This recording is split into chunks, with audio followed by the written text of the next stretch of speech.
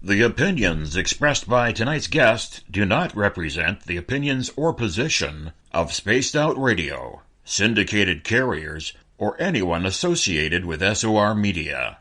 Listener discretion is advised.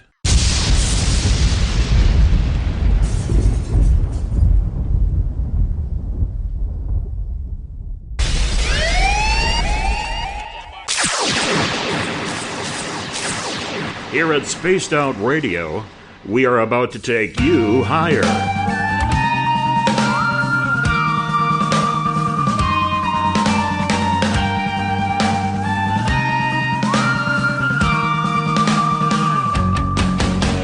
Broadcasting from the Rocky Mountains of Colorado to you listening around the world. This is Spaced Out Sunday with host Tessa Nicole Thomas.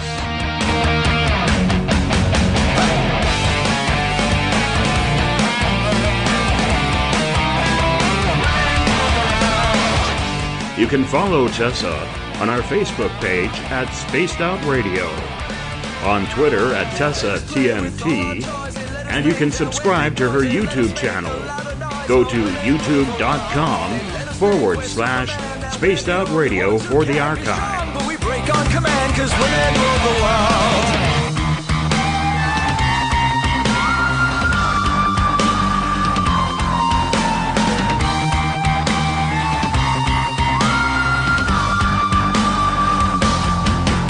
Buckle up, space travelers.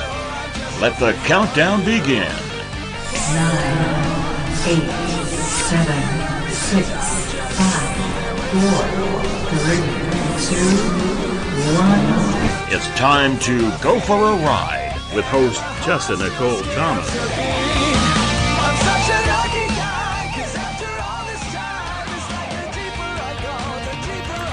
Good evening, space travelers. Secure your tinfoil hats, buckle down tight, and hold on loosely as we soar over the rocky tops of the La Platas on a Rocky Mountain high, get sucked into the vortex of the Four Corners, and settle down snugly at mile marker 419.9 in colorful Colorado. It is Sunday, June 16th, Monday, June 17th for those of you on the East Coast and beyond, and this is Spaced Out Radio. Hope you guys had a rockin' Father's Day, an awesome weekend, and an even better evening. I am your host, TessaTNT, and I'm live tonight broadcasting from beautiful Bayfield, Colorado. We are 150,000 strong nightly on Spaced Out Radio Network, spacedoutradio.com, Spreaker, Paranormal Radio, TalkStream Live, 99.1 FM, WQEE in Noonan, Georgia, home of The Walking Dead, 107.7 UPRN in New Orleans, Louisiana, 93.7 FM KZFX TuneIn Radio, 1030 AM KDUN Radio, as well as Revolution Radio, which you can find at revolutionradio.com. Don't forget to head to our website, spacedoutradio.com, where you can peruse the Spaced Out Radio store and read the Encounter Online dealing with everything strange, paranormal, and odd.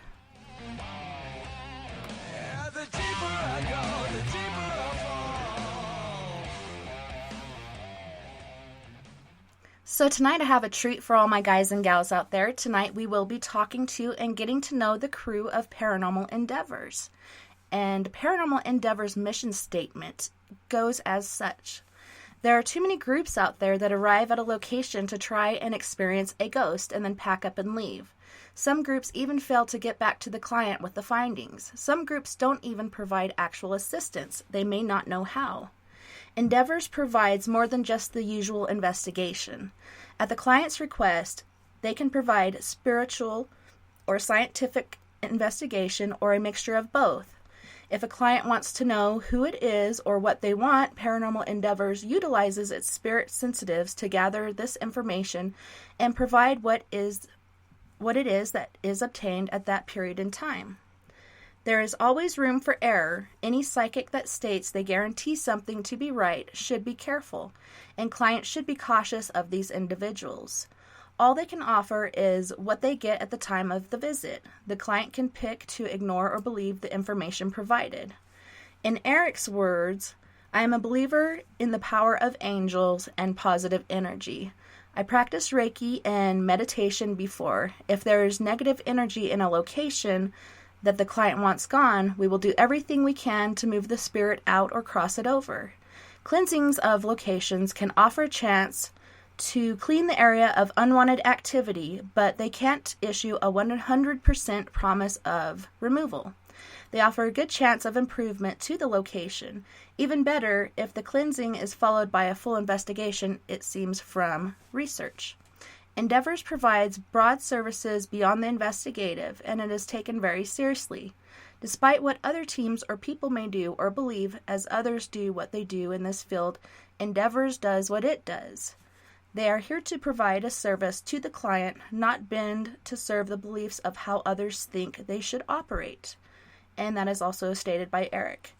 We are a nonprofit team. Donations are welcome, but we don't charge. When we investigate, we look for signs and symptoms that match closely to a class profile we have. With years of experience, they have noticed trends and have organized these into case profiles. You guys, welcome so much. It's so awesome having you on the show tonight. Oh, thank you for having us. Thank you. Tonight we have Jarrett Osburn. Would you like to introduce your team to our listeners? Sure. I'm Jarrett Osburn. I'm the evidence analysis for the team. Eric Klein is our team lead and founder. He is not with us this evening. I'm also a pagan priest and a member of the Dominion Ministry, in which we deal with an outreach program of helping out with people with violent hauntings. The other two that I have with me this evening go ahead and introduce yourself. I'm Crystal Farnsworth. I'm really Jarrett's mom. Yeah, and she's our case manager. She's a lot. Everybody calls her Mama in the field. So. That's cool.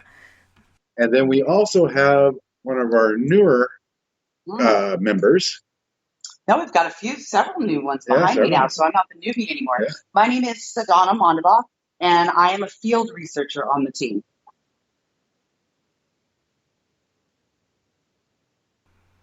I don't know what else. Yeah? Okay. Still there? Yeah. Okay. Cool.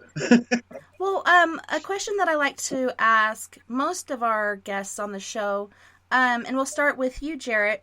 When was your first paranormal experience, and what interested you in working with the paranormal? I grew up in the country with no neighbors or friends, and we usually were next to a graveyard. So my mom caught on that my friends weren't alive. And so from an early age, just barely talking, and my mom being a sensitive as well, she could tell that I was dealing with people that were really there. Yeah, in my dreams. Oh, man. Walking in my sleep, yelling at spirits outside to leave me alone. Oh, yeah. It was quite the experience for Mom.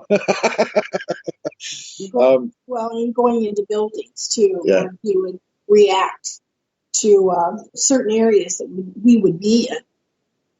And he would say, do you see them in the corner? Or he would say, there's been a fire in this building. Just unnormal things as a child, when you're talking at a certain age, and he would say things, and I knew then that he had a gift. And then when I was 12,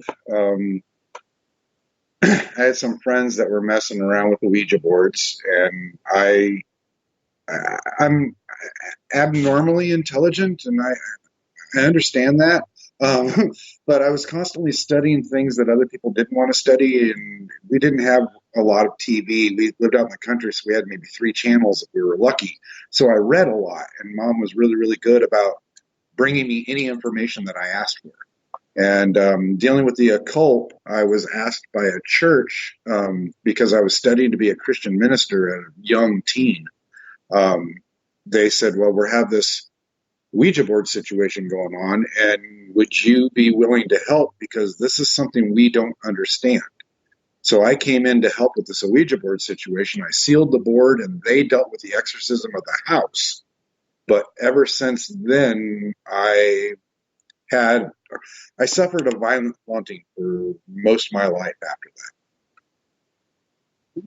that. And you said a violent haunting? Yeah, every 10 years it tried to kill me. Oh, wow. Yep, at 18 was the first episode. It was 6 years after the incident. And then every 10 years from that, I have a near-death experience. This last one killed me 5 times, and I was in a coma for 5 days when I came back. And you were telling me, as we were talking, your mom said you actually came back better than before? Yeah. Yeah, she often goes, "You're not the boy I gave birth to, but you are something different and better." So, yeah. Mm-hmm. Well, that's better than coming back worse. Right. And now it's helped me help others in this field. The last 3 years since Endeavors found me, it's just been this onslaught of awesomeness of helping other people and dealing with things that they just don't have a grasp on, and they're at a loss. And for some reason, because of this now, I have a knack for it. That is so awesome. Crystal, what about you? When was your first paranormal experience, and how did you get involved with paranormal investigation? Well, evidently I was bored with it, and I just totally baffled my mother, and she would tell me not to talk about it, that people would think I was crazy. And then she'd always say weird stuff to me like, you have the strangest imagination. You know, your imagination is just off the wall, and don't talk about it. You know, people don't want to hear it.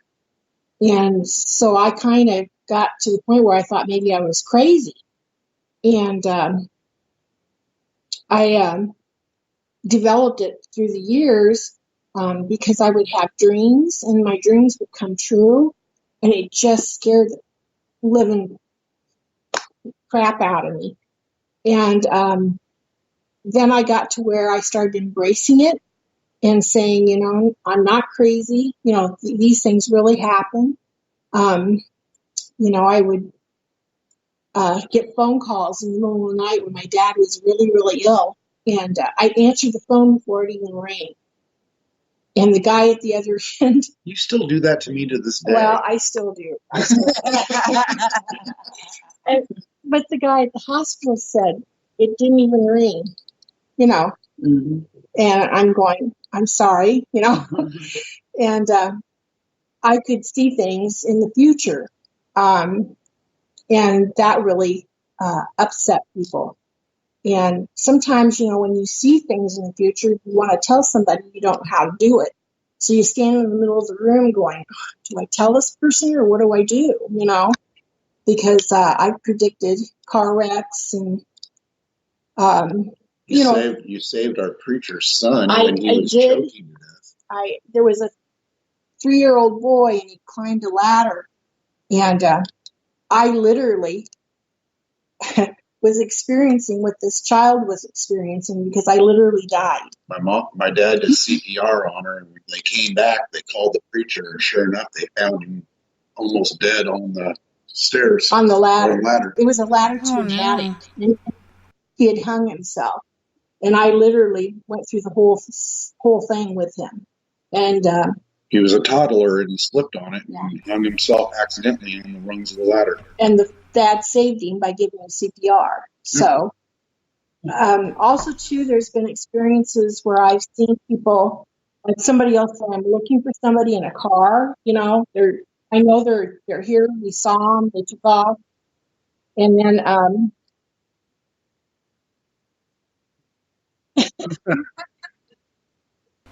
sorry, guys. Oh, that's all right. We were just making sure it wasn't spirits coming through, because that happens to us. Right? Well, go ahead. Go on. I'm doing my show. I love you. we were all looking at each other going, you're hearing this, right?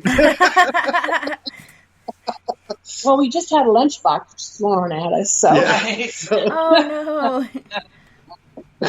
Yeah, that was my 4-year-old. I guess her dad is not following her rules or something. I don't know. I apologize.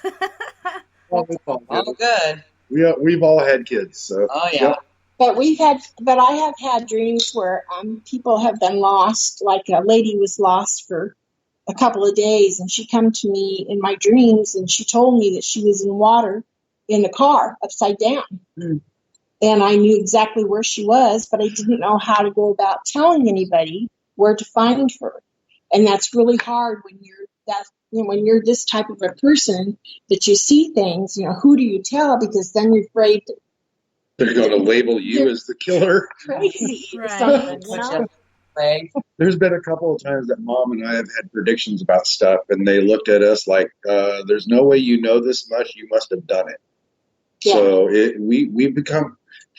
The paranormal community has really opened up to us, and we've found this level of trust that we never had when we were alone. Yeah, so that's why I've come out more. Yep. That's why I've become who I am, and I am still learning. I don't care what anybody says. I'm 67 years old, and I'm still learning. Yep. And I love it. I enjoy it.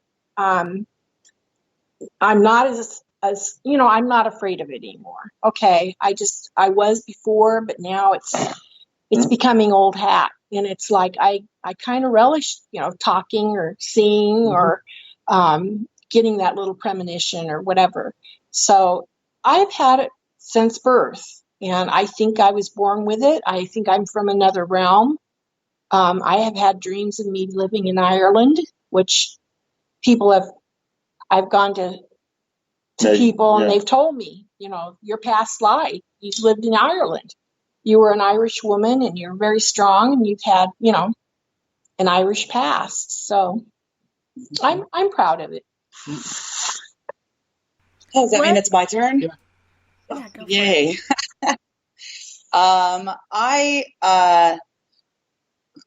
Pretty similar pieces to both of these guys, actually. As a young child, I was scared by a lot of things that I would see and experience, because I had a mother who was not supportive of my abilities and shunned me, and life and society made me feel that I was crazy. So, of course, by the time I got to my teens and my 20s, I'm trying to lock it away, trying to not, and through the mental health system, through drugs, through psychology, psychotherapy, all of it, just through the full gamut. I was crazy. I was ready to be put in a loony bin. Full episodes. Because I didn't understand what was happening to me, what I was experiencing, what I was feeling. I, at that point, close to my 30s, diagnosed with fibromyalgia because I had aches and pains all the time. And it was about 10 years ago. I can remember standing next to this guy, and I'm like, oh man, my shin is just killing me. Like, what is going on? And I looked at him and I was like, have you got something going on with your leg? And he pulls up his pant leg, and you can see where his tendons were reattached because his leg had almost been severed by a motorcycle accident. That was the first time I'd had real in-life confirmation that these aches and these pains that I feel aren't mine.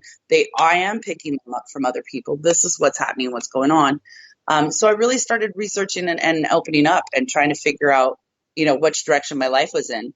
Got to a couple of years ago, as I was doing this pretty much on my own, I kept saying, I wish I had equipment so I could start proving that this stuff is real, that I'm not crazy. I want evidence. I want a documented proof.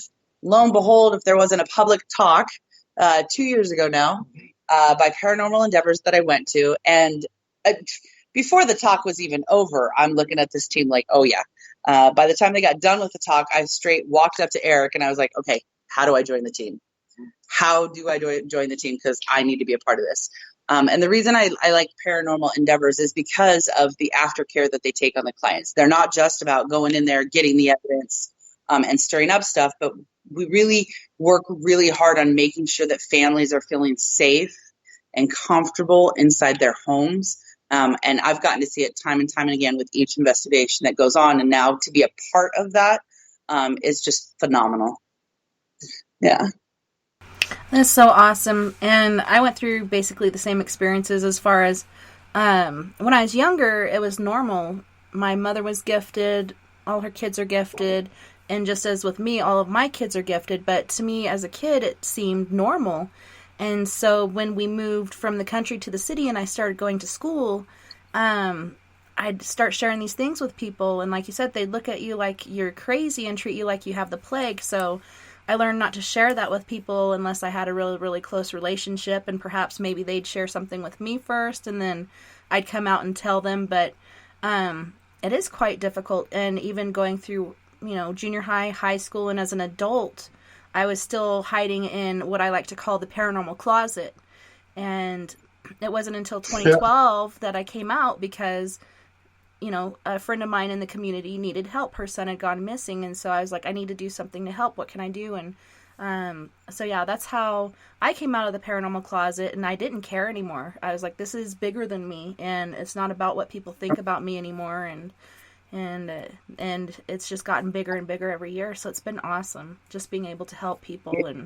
And like you said, kind of going in and cleaning up other people's messes, because people do go out and just investigate and leave it, rile it up by taunting ghosts or whatnot. Yeah. That's a lot of, until Endeavors found me, I was known as a shadow man. My name was never used. I was this strange guy that everybody talked about. Churches and people would reach out.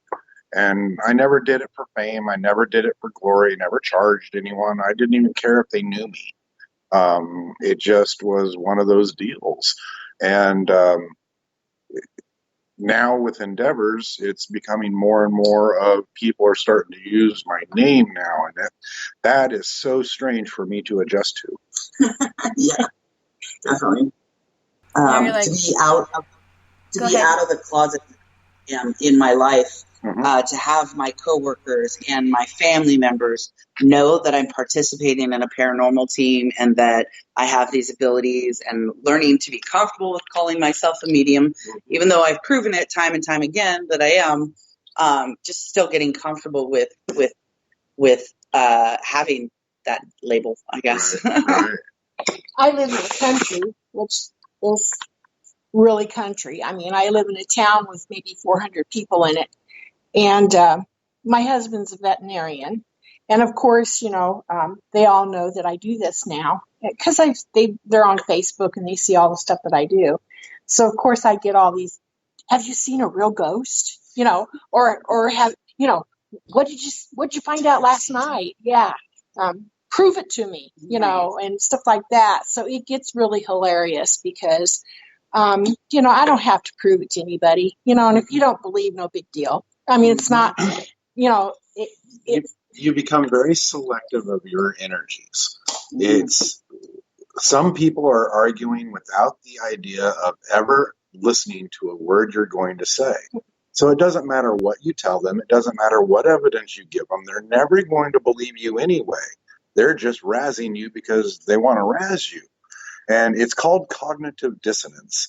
It's where no matter how much evidence is put in front of you, if it goes against your core beliefs, it makes you uncomfortable and you're unwilling to accept the results.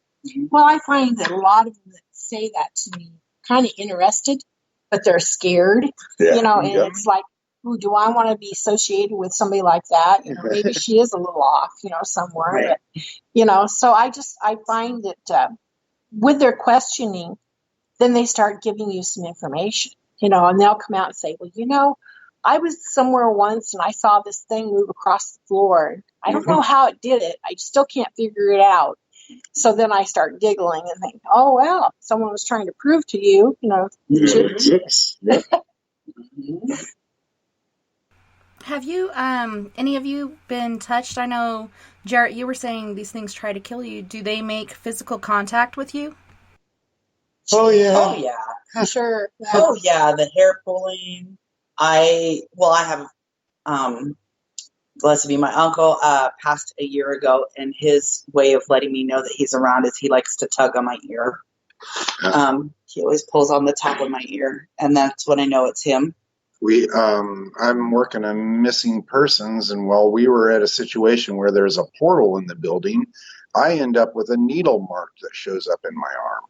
Mm-hmm. You know, it's Oh, wow. literally physical things. We had a case here a couple of years ago, before Sadona joined and before my mom joined. It was the first year that I was with Endeavors, and it was Christmas. We walk into the house, and we were told before we get there, well, it's kind of bad, but she didn't disclaim everything. And so we walked in unprepared. Within 15 minutes, the physical attacks started happening on the crew. We had not even set up our equipment yet. Within the first 20 minutes, the first investigator is full-blown attacked. Within 30 minutes, I am puking, sick, because I've protected everybody else but forgot to protect myself. Within 45 minutes, I am on camera. My hair color has changed. My beard color has changed. I am profusely sweating, going, well, this is a vendetta now. You know, I'm done. We are dealing with this. By the end of the night, by the time that I had trapped, bound, and dealt with this entity, and again, nothing is 100%, but we've got about 95% by the evidence that we've developed that we've got an idea on what this thing is. And so I take care of it. When I walked out of that house that night, both my shoulders had been dislocated. Both my hips have been displaced. I had 3 vertebrae turned sideways in my back, and I was passing blood in my urine and stool for the next 3 days. I could not eat solid food for the next 15 days. Now, bear in mind, Jarrett tends to be extreme cases. He deals with a lot darker stuff than the rest of us on the team deal with. Yeah. So that's an extreme case. Yeah. That's not what our average is usually like. It was one of those deals. It was a good thing I was there. Yes. That's one of the reasons why I'm on this team, because I know if something bad really does go down, I've got him in my corner backing me up, and I can feel safer. But Jarrett needs to tell you, too, he works with the Dominion. So he also can do exorcists. Yeah. I work with the Dominion Ministry Outreach Program. If there's something I can't do, there's 50 priests that I am brothers and sisters with of every single faith. We have bishops. We have shamans. I have friends in the left-hand paths that help. Yes, they are not evil. They are helping just like we are. We've got good people and bad people in every single faith. So it's not their belief that makes them bad. It's their intent and what they are doing. So all of these priests are available. We have over 40 in the ministry that are astral warriors. They're able to assist any team anywhere in the world just by showing up with their energies. And what's funny is it's been proven that they're there because it shows up on the ITC work, and we can identify each person's voice. But they're astral warriors. Kat in the chat room was wondering, so your hair color changed forever, correct? And what did it change from, and what did it change to? I went from solid black. My beard had gone. Before that, I'd started getting more red and blonde in there because I'm getting older. But my beard and my hair streaked gray. And it is permanently changed. It's done. I've got these gray streaks through everything now. Mm-hmm. But not every case is like that. We have had some good cases, too. Awesome. Oh, yeah. Beautiful, beautiful cases of identities and giving messages out. And it's just... Or helping children. Yeah, helping the kids. The kids' cases lately. A lot of our cases lately have been children. Families contacting us because the children are scared and something's going on in the house. And they're not bad entities. They're family members. Right. Well, we're able to go in and identify and help them communicate, then it's not so scary, and it's been able to fix things a lot. We've identified some kids with gifts that were too afraid to speak about it. Mm-hmm. So there's a lot of this beautiful stuff that happens. If you're getting into the paranormal and you're worried about the dark stuff, don't worry about it and don't focus on it that much. It is literally 1% of the investigations are ended up as bad, non-human something or another. And if you run into something like that, you just back out the door, Yep. say, "Excuse me, I'm in the wrong house," Yep, this Back is out the above door. my head. and get somebody else to help you. And that's where you reach out to groups like the Dominion. Yeah. It's, so there's a lot of teams that reach out, and Dominion isn't the only team out there. There's, like Forest Moon Paranormal out in the Pacific Northwest.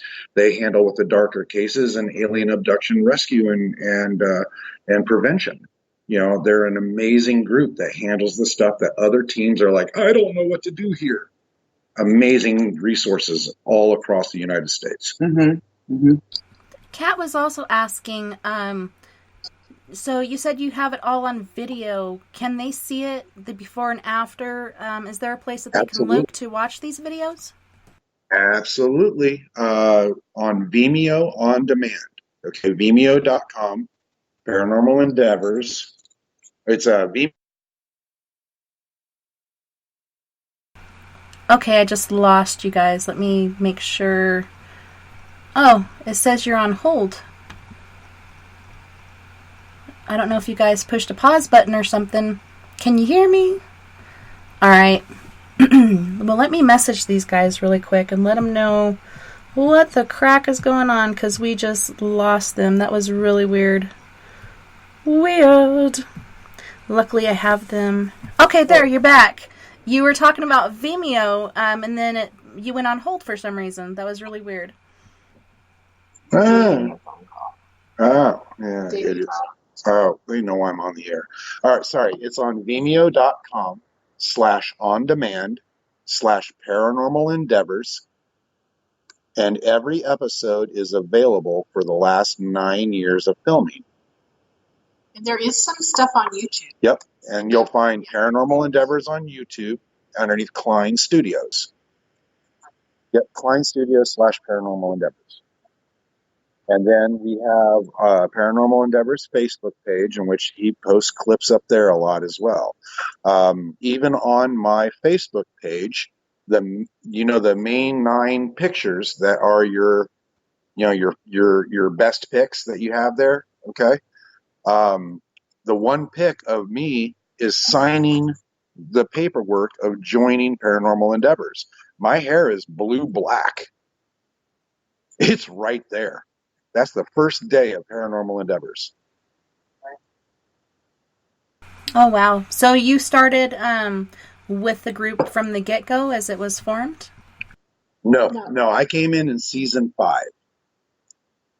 And I was me and Crystal and I were season. Yep, you guys came in season 6. Yeah. Yep. Paranormal Endeavors started in 2010. March of 2010. With only 3 members. Yeah. And then it went full-blown in June of 2010. Yep. Awesome. And does it get bigger and bigger every year? Absolutely. We've had up to 12.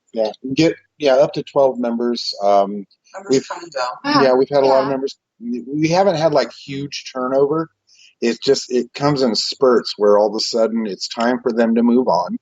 They've got new things to do in their lives or new things to happen, and a few have taken off and started their own things.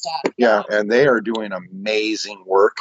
And it's one of those deals of where it's a jumping point and people get comfortable with their lives and they start doing more things. I'm a prime example with that as well. So is Sadona. In our series here in season 6, I make the comment that I'm getting confident enough to start doing tarot readings. Well, season 7 this year, I have my own public figure page in which I do tarot readings every Thursday night. And it's, 13,000 people an episode. Oh, wow, that's awesome. Right? I'm still trying to grasp that. It blows my mind. But we all have these growth into the paranormal community, and it's neat to watch people grow, blossom, and become this beautiful butterfly helping other people. Aw, thanks. I love you too, Jarrett. So. Do you guys partake in the world's largest ghost hunt? No, it's we're not. Endeavors is not a team that we do a lot of events. We're more focused on residential helping.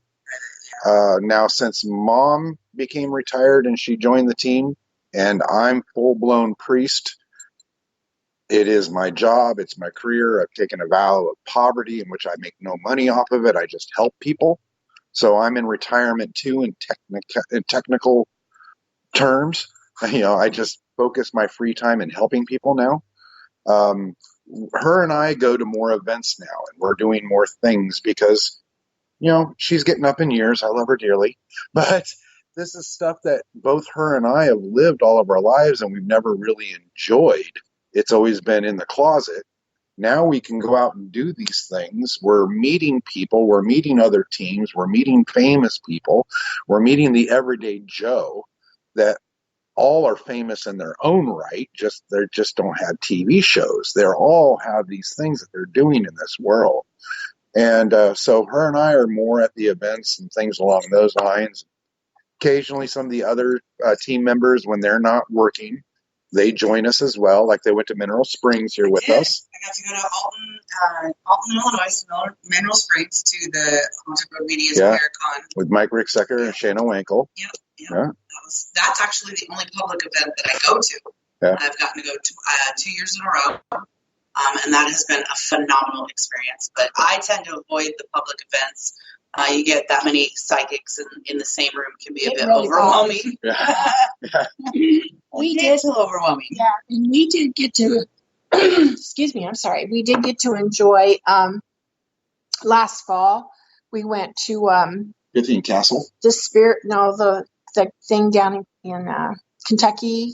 Oh yeah, Scarefest. Yeah, we went to Scarefest and we met some of our relatives right. there. Right? Who?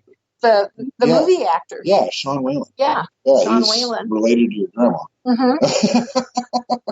So, but yeah, it's been really neat that this fighting out the paranormal community, and there's been quite a few of our relatives that are running teams that were long lost relatives, and because we did DNA, the DNA ancestry thing, it's like, wait a minute, you're my cousin. And we're all connected, and we're all doing this, and we're all in the field, and it runs in the family. Mm-hmm.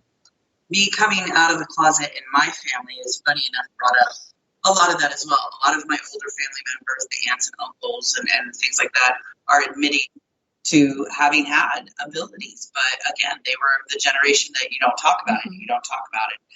And with me coming out a bit more now, the family can openly discuss it. I mean, Thanksgiving dinner last year, and we're sitting there at the tabletop at my aunt's house talking about this stuff, which never would have happened in the last 40 years. That wouldn't have happened, and here it was happening.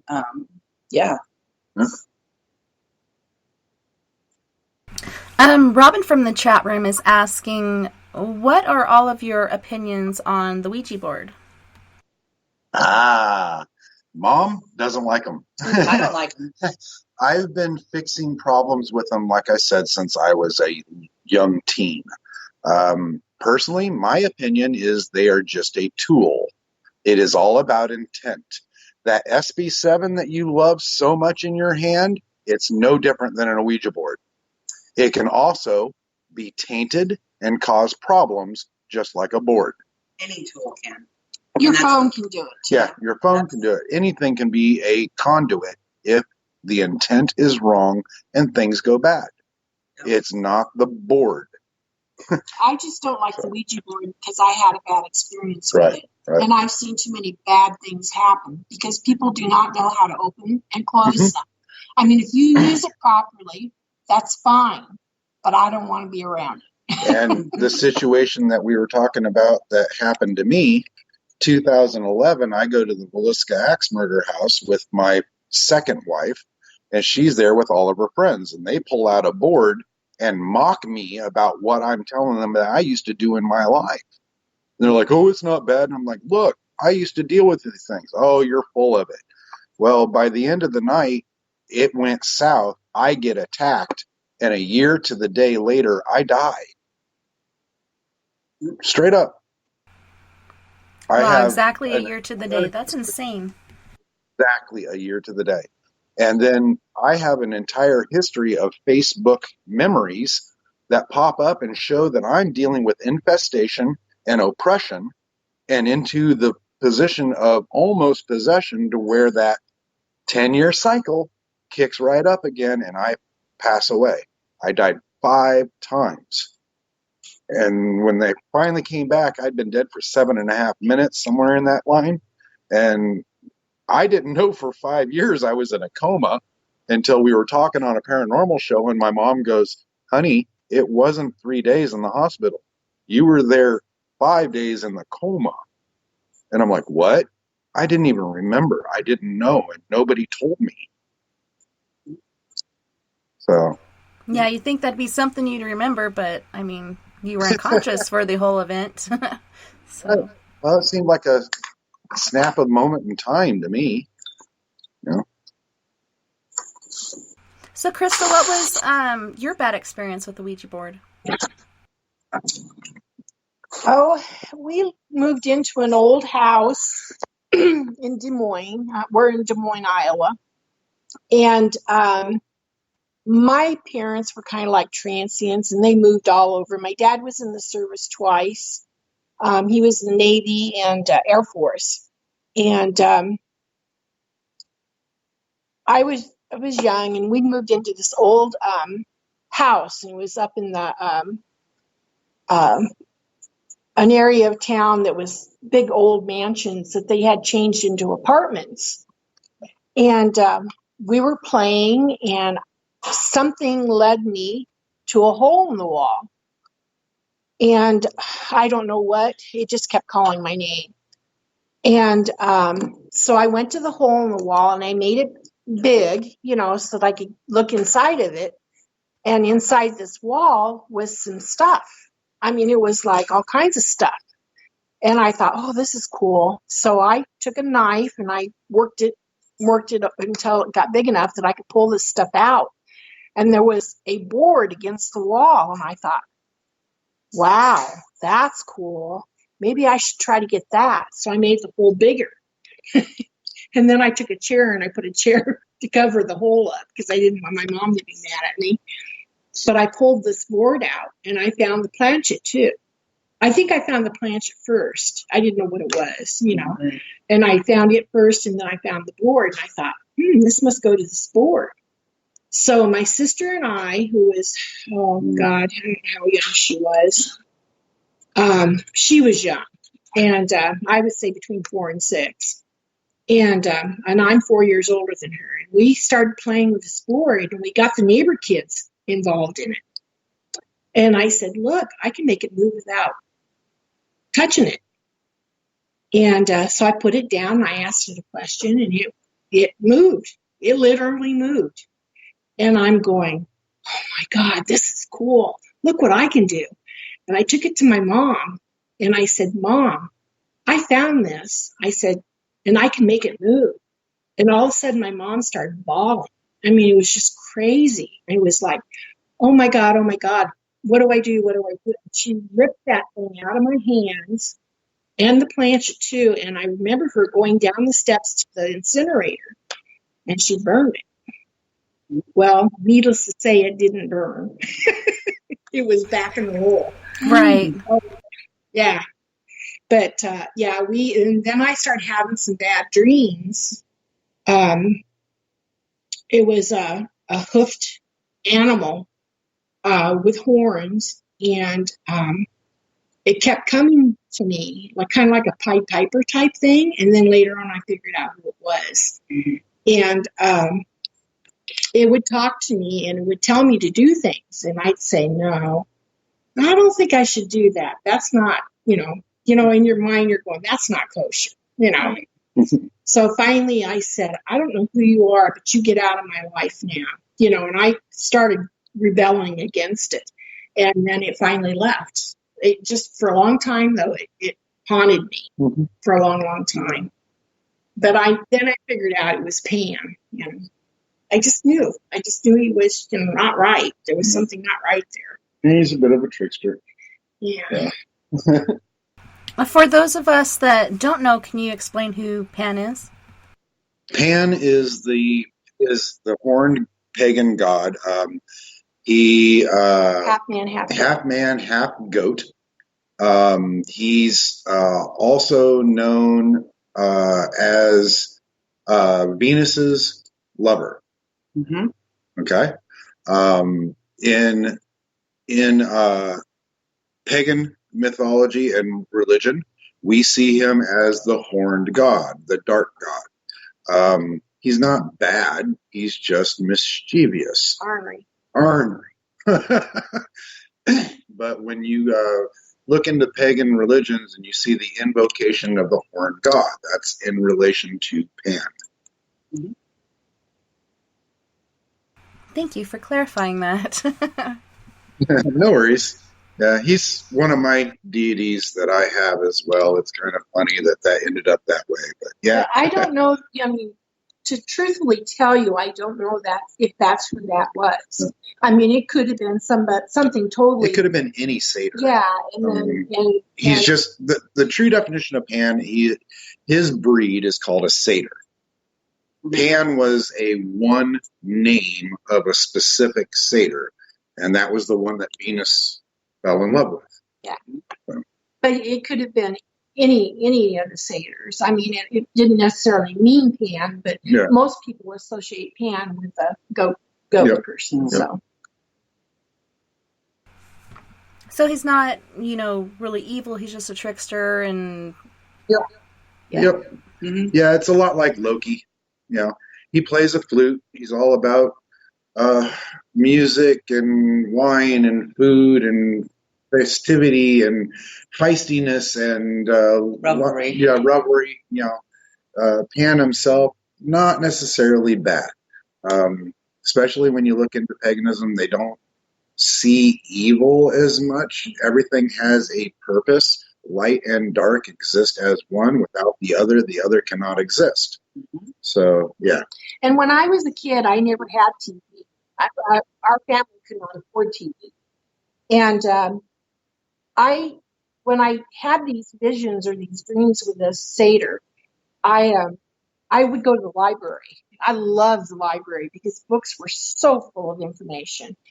And I was talking to the librarian one day, and I said something about, have you ever seen a person with its body got, half animal and half man, and it's got horns? And she said, wait a minute. And she went to the shelf and she pulled this book out about Pan and handed Midsummer Night's Dream. Yeah, Midsummer's Night's Dream. And she handed it to me, and I'm going, oh my God, that's who it is. Yes. She knew just who I was talking about. Mm-hmm. And that's how I figured out who he was and what he was. Well, that's good that you learned that it wasn't, Satan or whatever. It's actually something else. So that could set your mind at ease and keep you from freaking out about it for years. Yeah. Mm-hmm. Yeah, she just never trusted boards since then. Then she had an episode with my dad that solidified that one as well. Yeah. In which she replicated what she did as a kid in front of him, and he still to this day denies that it happened. So, yeah. He couldn't handle what he saw. What was your very first investigation? My very first investigation, personally or on Endeavors? Both, actually. Like, what was your first investigation? Did you use any sort of tools when you were on your own? What do you use with Endeavors? I never had any equipment until I joined Endeavors, except for I had a metal reel-to-reel recorder. I don't know if people remember what those are, but it was like big reels of metal tape that my grandmother had given me because it was my uncle's. And I was just recording sounds of nature, and I found out that I could hear the people talking in the graveyard. That was my first equipment as a kid. I really loved the old Fisher-Price recorder, the Fisher-Price tape recorder. That is the best piece of recording equipment I've ever used. Mm-hmm. But when it comes to equipment, I didn't use any equipment until I joined Endeavors. It was literally, I was brought in because I had the ability to tell what was happening and fix the situation. Mom, she took me to places not telling me I was investigating, just to see how I would react to places. With Endeavors, my first investigation was Picker Nose. It was an antique store. That one was amazing. We caught this shadow figure, and the clients all saw it on film. We all saw it on our DVRs, but when we go to check the tape, it wasn't there.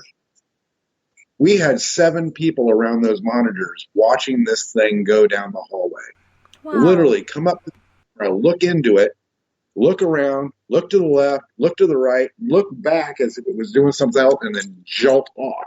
And the clients were right there going, yes, because we caught something. We go to play back the DVR, it's not there. It never showed up. He ended up being an old military guy named Pete. And he flat out told his story, at least on the ITC equipments and stuff, that he and the sensitives picked up on him too. We were all feeling the gunshot wounds.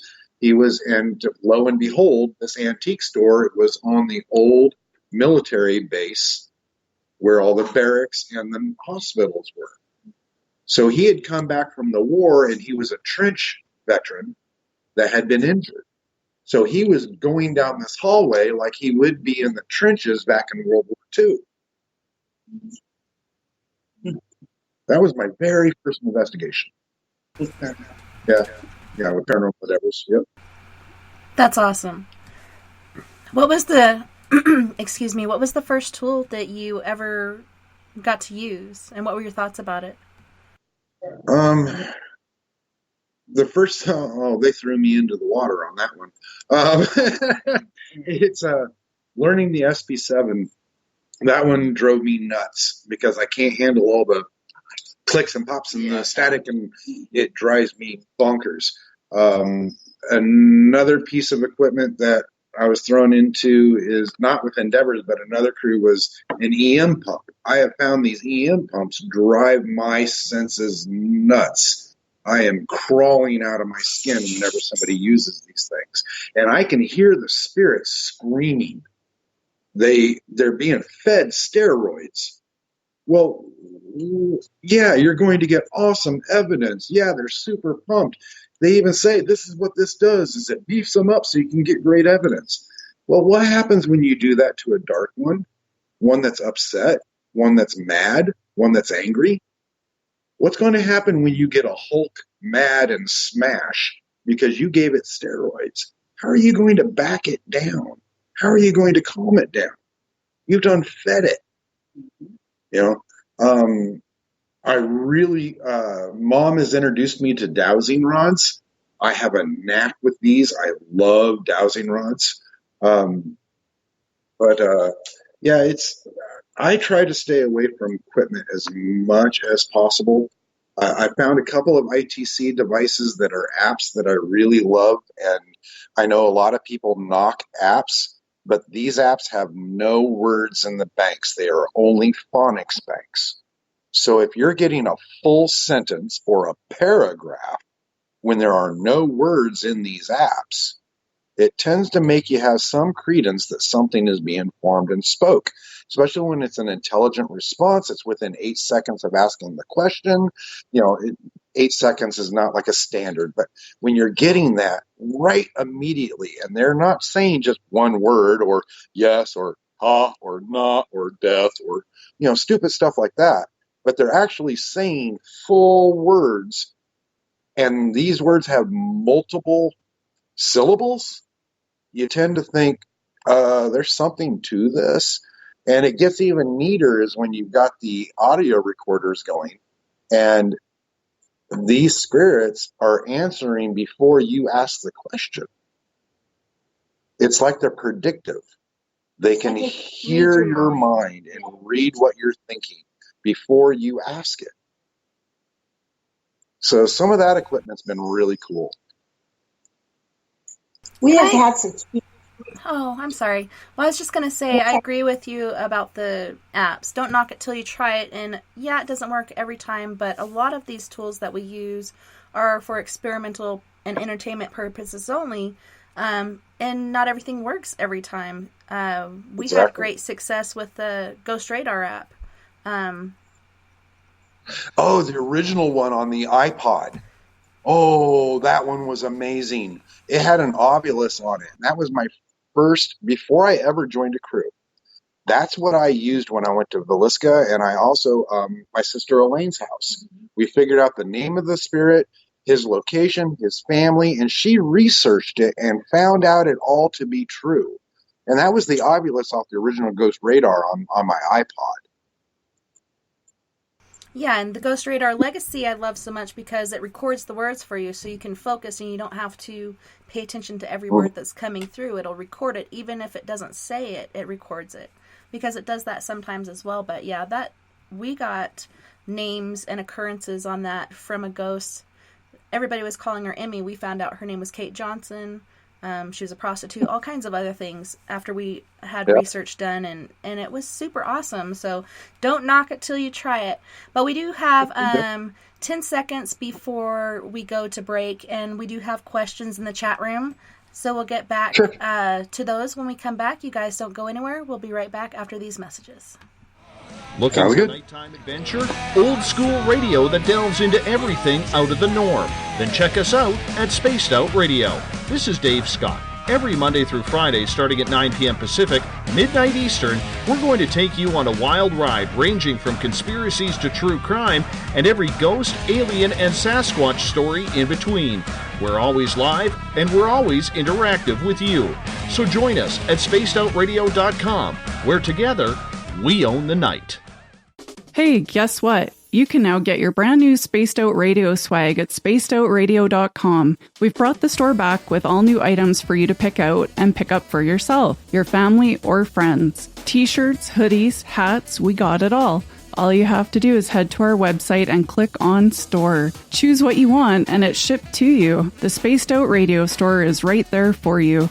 Come shop with us at spacedoutradio.com. Then we can own the night together. So, you love talk radio? Then you'll love TalkStreamLive.com. TalkStream Live is always on, 24/7, with the best streaming talk shows. Find your favorite talkers and discover some new ones. It's free, readily available online or on mobile with any smartphone or tablet. Finding your favorite talk shows all in one place has gotten a whole lot easier. Just go to TalkStreamLive.com. Be sure to download the free apps from Google Play or the iTunes App Store.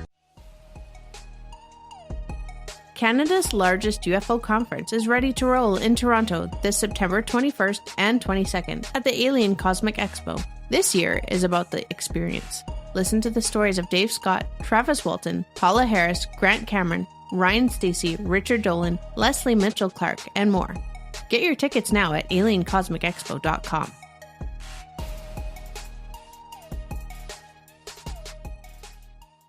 Coming soon to our website, spacedoutradio.com, is the SOR Space Travelers Club. For just $5 a month, you can get into a private area on our site where you can hang with other listeners in our chat room, post in our forum, and check out a bunch of exclusive content and store that won't be found anywhere else, including a nightly after-show party with Dave. It's going to be the best $5 a month you're going to spend.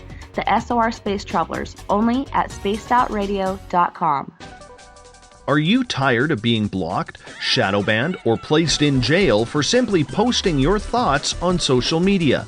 Social Media Freedom can take care of that for you. Social Media Freedom is the newest and one of the best free new apps that allows you the freedom to post what you want, when you want.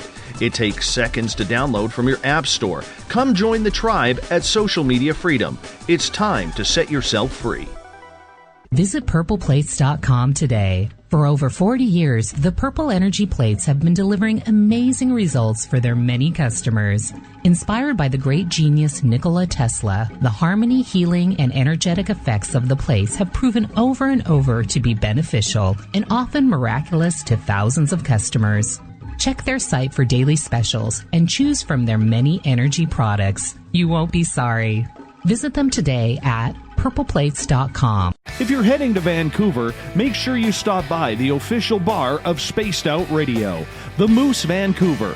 It's the place to party in YVR. At the corner of Nelson and Granville, the Moose Vancouver is always up to speed with a kitchen staff that serves great food. All food on the menu, $6.95 to $8.95. There's a reason the Moose Vancouver is recognized as one of the hottest spots on the West Coast. Get your horns up for the Moose Vancouver.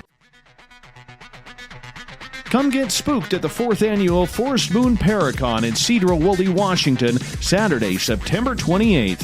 UFOs, ghosts, aliens, Bigfoot. Speakers include Mike Morin and Jason Jordan, R. Keith Andrews, and Dave Scott from Spaced Out Radio, and so much more. There will be workshops and a VIP roundtable. Get early bird tickets now at fmparacon.com.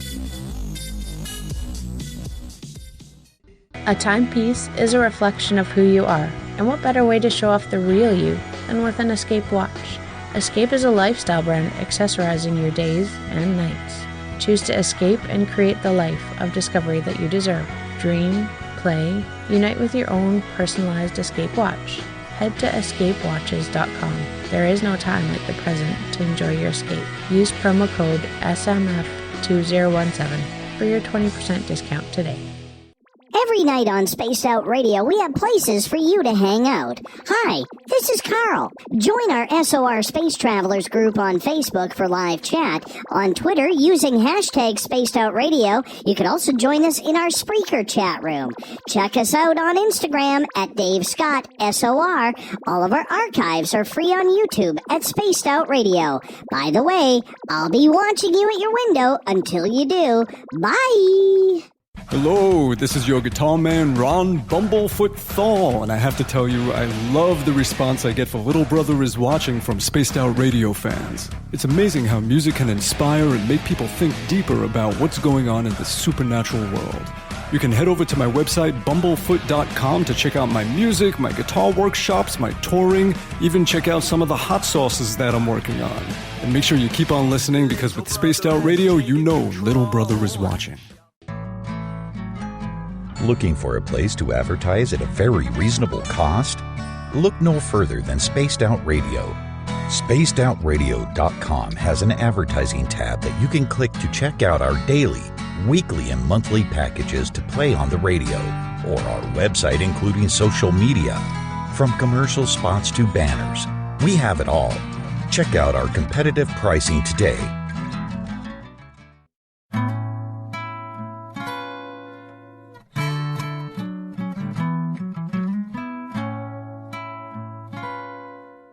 You can follow Tessa on Twitter at TessaTNT, on our YouTube channel, Spaced Out Radio, and our website is spacedoutradio.com. Now, back to Spaced Out Weekend host, Tessa Nicole Thomas. Hear the sound again, voices dancing in my head, smile wide, drowning slowly as the echoes rise. Welcome back, space travelers, and welcome back, crew of Paranormal Endeavors. It's been awesome having you this evening. Oh, it's been a blast. Thank you so much for having us. Yeah. No worries. Thanks for hanging out with us and sharing your experiences. I love hearing these stories. So we had left off with you, Jarrett, and we were talking about some of the paranormal apps are out there. One of my first tools that I received were dowsing rods, and I grew up in Arkansas. My granny taught me how to douse for water with a hickory stick, but these copper dowsing rods are quite different, as it's easy for spirits to manipulate. You can get names by clicking together the dowsing rods and going through the alphabet. It takes a long time and a lot of patience, but you can get age, names, and so many different things from it. It's pretty awesome. Oh, yeah. I mostly use my rods. I have mine programmed for a specific use. They are made, I can get yes and no answers, things along those lines. But with my deals, it's more along the lines of finding attached attachments on items.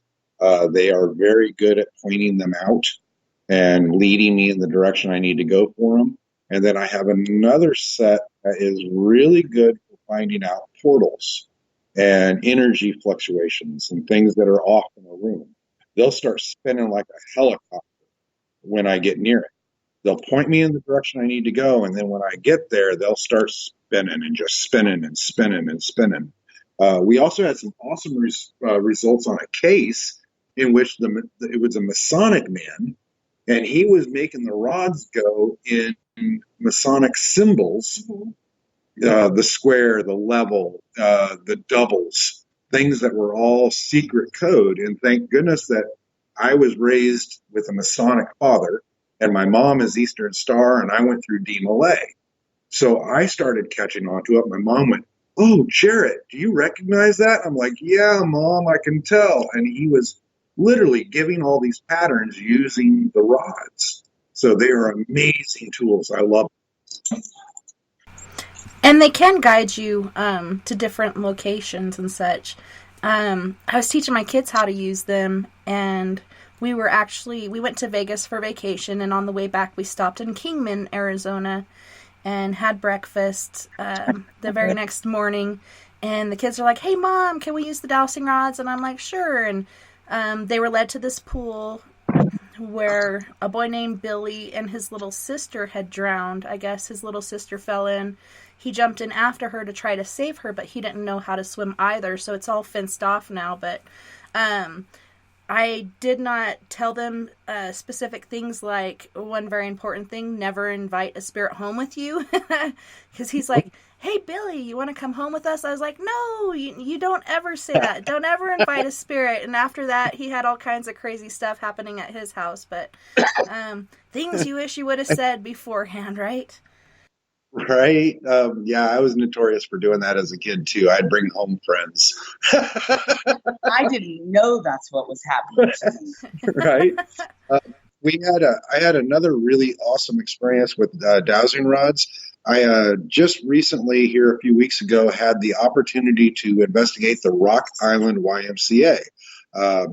The owner, Linda, or is it Lisa or Linda Veneer? She let me use her rods because I had left mine in the car. Well, after the investigation, most that follow me know that I use a very unusual energy.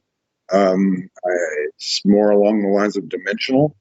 And she said for the next several hours after I left the building, the rods wouldn't work with her. All they would do was point at where I was at in the city.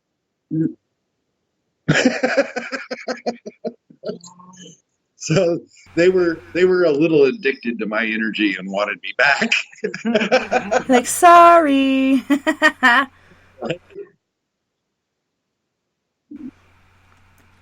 So let's move on to Crystal. Crystal, you grew up having these gifts and having experiences. Did you just automatically just set out and do paranormal investigations? When was your first actual paranormal investigation alone, and then as well with Paranormal Endeavors? You've been cleansing houses. My situation is kind of strange and different because I have always been paranormal. Like I see dead people, and I've always seen them, even as a kid. And I remember following this lady, when I was like 4. And I remember this, and I remember following her up some steps, and then at the top of the steps, she was gone. And why she led me up there, I still don't know. And then like I said, I've always seen dead people. And so my paranormal experience has started clear back, because my mom said I would talk to people. I had friends. I had animal friends. And my paranormal endeavor, when I started 2 years ago, was because I wanted to further my education. I wanted to use my gifts. I was so excited that I couldn't control my energy. And I kept saying, you know, I seen this, and I seen this, and I seen this, and I tried to tell somebody about the lady in the car, and you know, and I just needed to talk to people. I needed somebody to understand that, you know, I've always had these gifts. I saw my dad was working on a road grader when I was in high school. He flipped that road grader, and I called him on the phone, and I said, you didn't, or how are you feeling? That was my first thing I said to him. He says, what do you mean? And I said, well, how are you feeling? Are you sore? And he said, what are you talking about? And I said, grader? Well, how did you know about it? Which immediately, you know, that confirmed it, you know. And then, you know, Cindy used to have you go to friends' houses. I would go, you know, yeah. just to see what was going on. And, well, that leads to Endeavors and a weird little thing within Paranormal Endeavors itself. We have what's called Paranormal Endeavors headquarters. Yeah. All right. You talk about my first. All right. Most people say, well, I investigated at this age. I was in the womb. Mom was pregnant with me in this home investigating. And I later moved into the house at 45 years old. No, Bo. Thank you, Bo. It's paranormal headquarters, and I live there now. Well, and I walked into the house, and you know, the first time I was at the house, there was a lady standing on the front porch, and she was dressed in period clothing. She had her hair done up. Mm-hmm. She had like a white uniform on, kind of like she was a candy striper or something, but it was white. And she was standing on the porch. And when the four of us, as a teenager, well, when I wasn't a teenager, I was married. I was married at the time, pregnant. And I walked up to the porch and I said, hi. And everybody that was with me said, who are you talking to? And I thought, oh, and I haven't even been drinking yet, you know? Right. And what's hilarious is everything that she described is back then is what has been proven with years of testing the house with Endeavors. We have proven she is there. Every sensitive that comes through describes the exact same thing that Mom did 45 years ago. 1970. Yeah. Wow. Well, it was 1974. Yeah, 74. 73, 74. Yeah. So, yeah. And the gentleman that used to live there was a biker. And that was where I got it. Biker Dan. And Jay called me and says, Mom, do you know a Biker Dan? Yeah, I pick up on it because nobody had picked up on the house. Everybody had picked up on the lady in the house, and that's what we call her. Everybody describes her just like Mom said. But when I was there with Eric and I had first joined the team, I was like, who's this Biker Dan? And he's like, what? I said, this dude likes tattoos. He always thought it was Mary. You know, and he's sensitive. He should know. But we don't know 100%. We're only allowed what we're allowed to. For some reason, this dude felt comfortable enough to reveal himself to me. To Jay. Well, I found out it's because he knew me from in the womb. He's already met me. He met me when he was alive. I mean, that's who the party was that we were going to. Yeah. Was Biker Dan's party. So I'm talking to Eric about this Biker Dan that likes tattoos. And he's like, what? And I said, dude, I'm doing evidence, and this dude is messing with my tattoos. He's like tracing them with a finger, and it's kind of creepy. I'm not that way. I'm straight, and he's just a little essential in the ideas. Well, later on, we find out, and I talk to Mom, and she's like, where is this house? I'm like, oh, well, let me find out. And I talk to Eric, and I'm like, I'm going to drive her around the town, and I'm going to spin her around in circles and not tell her where we're going and see if she is picking up on this. We're driving through the town, and she's like, I remember this. Oh, that house wasn't there. Oh, that duplex wasn't there. There was a big mansion there at that time. I remember that tree. And as we get near the house, she goes, this is it. I said, oh, good. I was like, oh, good, because this is the driveway we have to pull into. I pull in, and she literally goes, wow, this was not like this. They've done a lot of work. Well, Eric's got the proof that they did do the work, that they expanded on, and they built all this stuff extra. So she remembers the exact location. She remembers the previous owners. She remembers being there to help with the cleansing before because he was having problems with the lady of the house. Well, she doesn't like men. No. So Eric and I are an exception. So But she'll talk to me. And there's another lady in the house, too. Yeah. There's a few. It used to be an old VA hospital. Yeah. But yeah, so the experiences when we deal with what we've done on our first professionals compared to what we've done in our lives, we've all had experiences or investigations of places where we knew we had gifts and we just go look at something. Now, whether that's with a team or on our own. Yeah, that's what my experiences were throughout my life. I'd always go on, I just called them adventures. I just would kind of, go with the flow that day and see where it took me. And I needed to search out places. And usually I would end up at like historical sites, or I'd end up being in front of creepy houses and things like that. And now, now I've got terminology for it as I was following spirit. And it would just kind of guide me to places, and I'd know things about it. I'd get the images and I'd get the pictures, and now you know it's called discernment. Right, exactly. My first actual, I had the same experience. Actually, Crystal was talking about, I didn't know that nobody else could see it, brought up, I remember I used to sit on this park bench, and I got to tell you, I was grade school. I'm saying under 5th grade, and I would sit on this park bench and talk to the old guy. Instead of playing with the kids, I was the weird one off sitting on the bench, just kicking it with this old guy. I was always drawn older people. I always communicated better with older people. Well, it turns out that nobody else saw the old man sitting on the park bench with me. I didn't know that. I talked to dead people. Right. I didn't realize nobody else could see him.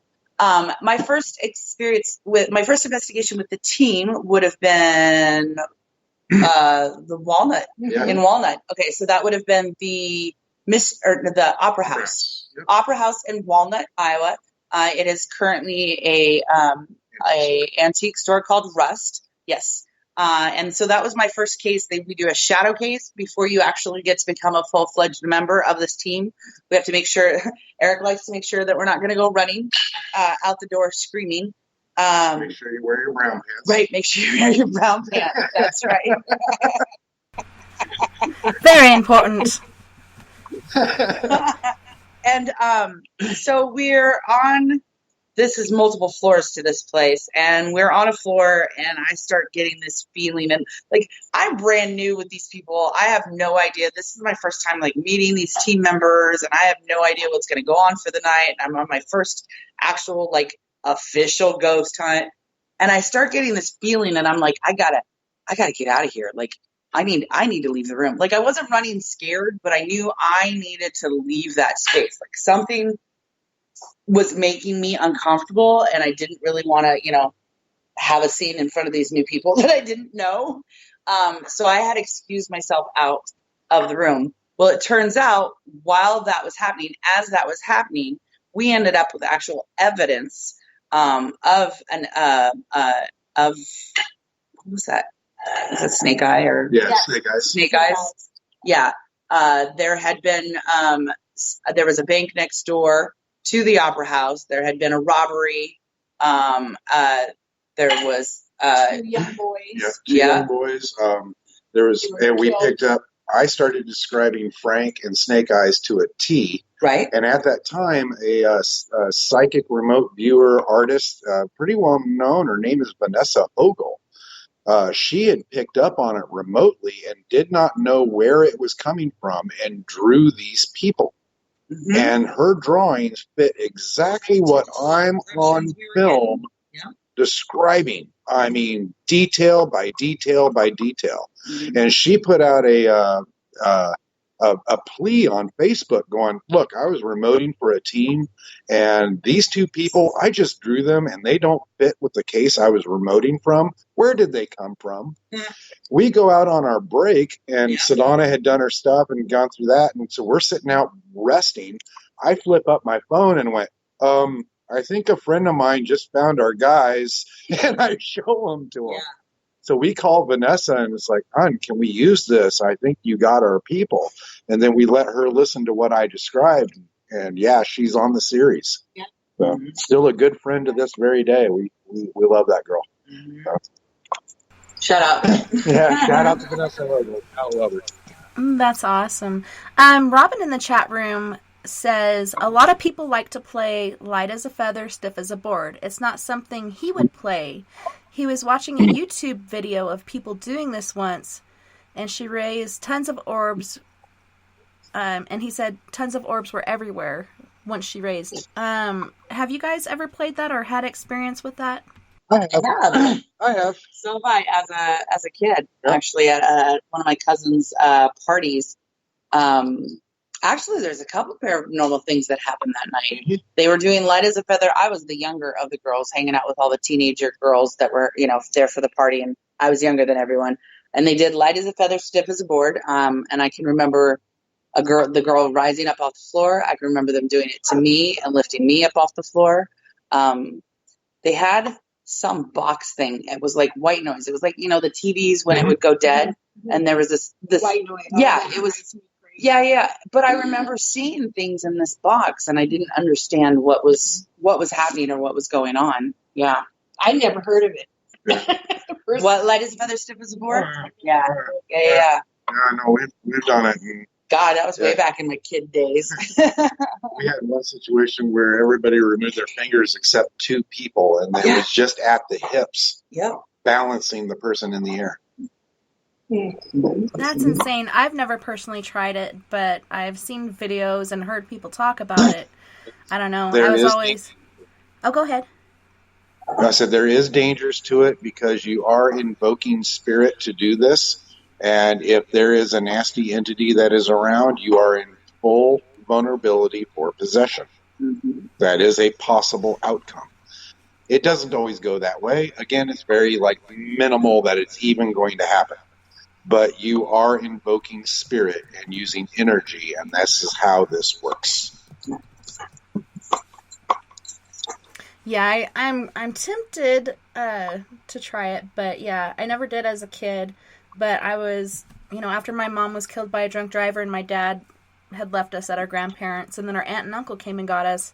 We were raised in the LDS church and taught not to use Ouija boards, not to, do certain things like that. And even talking about my paranormal experiences, my aunt, who's now my mom, she adopted me this last May. Not this May, but the May before, so about a year ago. She still freaks out when I talk about paranormal stuff. She doesn't want to hear it, doesn't want to experience it. She's just like, nope, keep it the heck away from me. So, I don't know. I am one against provoking. I don't go into a place and say, show yourself or, throw something across the room. To me, that's provoking. If they can't come to you, if you can't be gentle and they don't want to be known. I mean, you can't force a spirit. They're not monkeys. They're not trained. No, they're not circus animals. And people that go in thinking they can send something to the light. Well, they're not going to go to the light unless they want to. Right. Yeah, you cannot force a crossover. Be respectful. No. It's just respecting. Respecting that spirit. So I am against any of the provoking stuff. Seriously, I'm against it. I think that's when you get all this demonic stuff and and it isn't even demonic. No, it's not. It's just you get angry. All right, we in the living, we have a bad day. We take it out on our coworkers. We take it out on our family. We take it out on our friends. Well, now you're dead and nobody can hear you, and you got a bad century. You're going to be angry.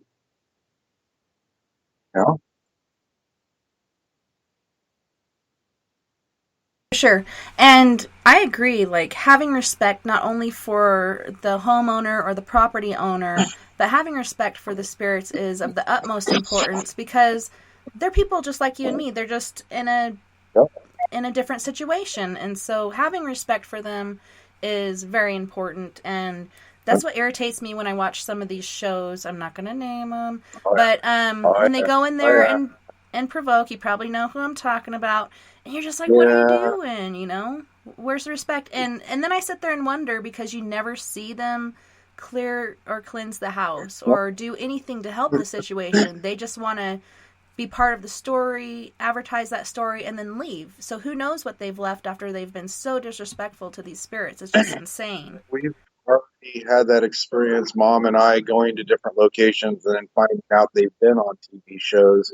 After we're sitting there with the tour guides and the owners, and the spirits are talking about how they didn't enjoy the experience. And they are literally calling out these celebrities and saying, I don't ever want them here again. Please don't ever allow them here again. And I end up counseling them for hours and calming them down. Well, another thing too is don't scream at them. Yeah. They're not deaf. You know, and they react.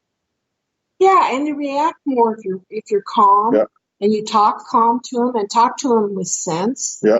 And just respect.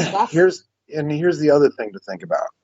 You go in there and you're provoking things, you're stirring everything up, and you getting all this great evidence because you provoked.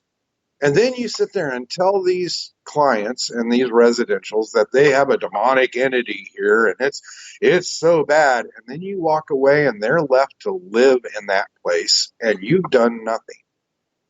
Mm-hmm. All you've done is made it worse. Mm-hmm. And they're the ones that have to live in your aftermath. How is that helping the community? How is that helping the situation? And how is that helping these clients that reached out to you?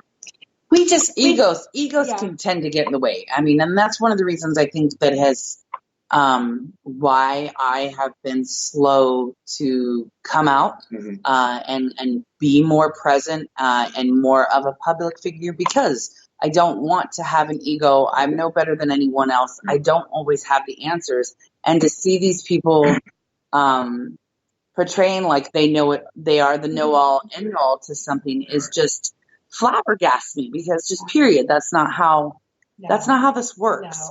No. And that goes on the same line of the skeptics. Right. You know, it's all right to be skeptical. Absolutely. It's healthy to be I'm skeptical. I'm one of the biggest skeptics, and I'm in the center of this. However, it is not okay to be cynical. Right. Yeah. When you are denying the evidence because your job is to debunk everything, how are you helping?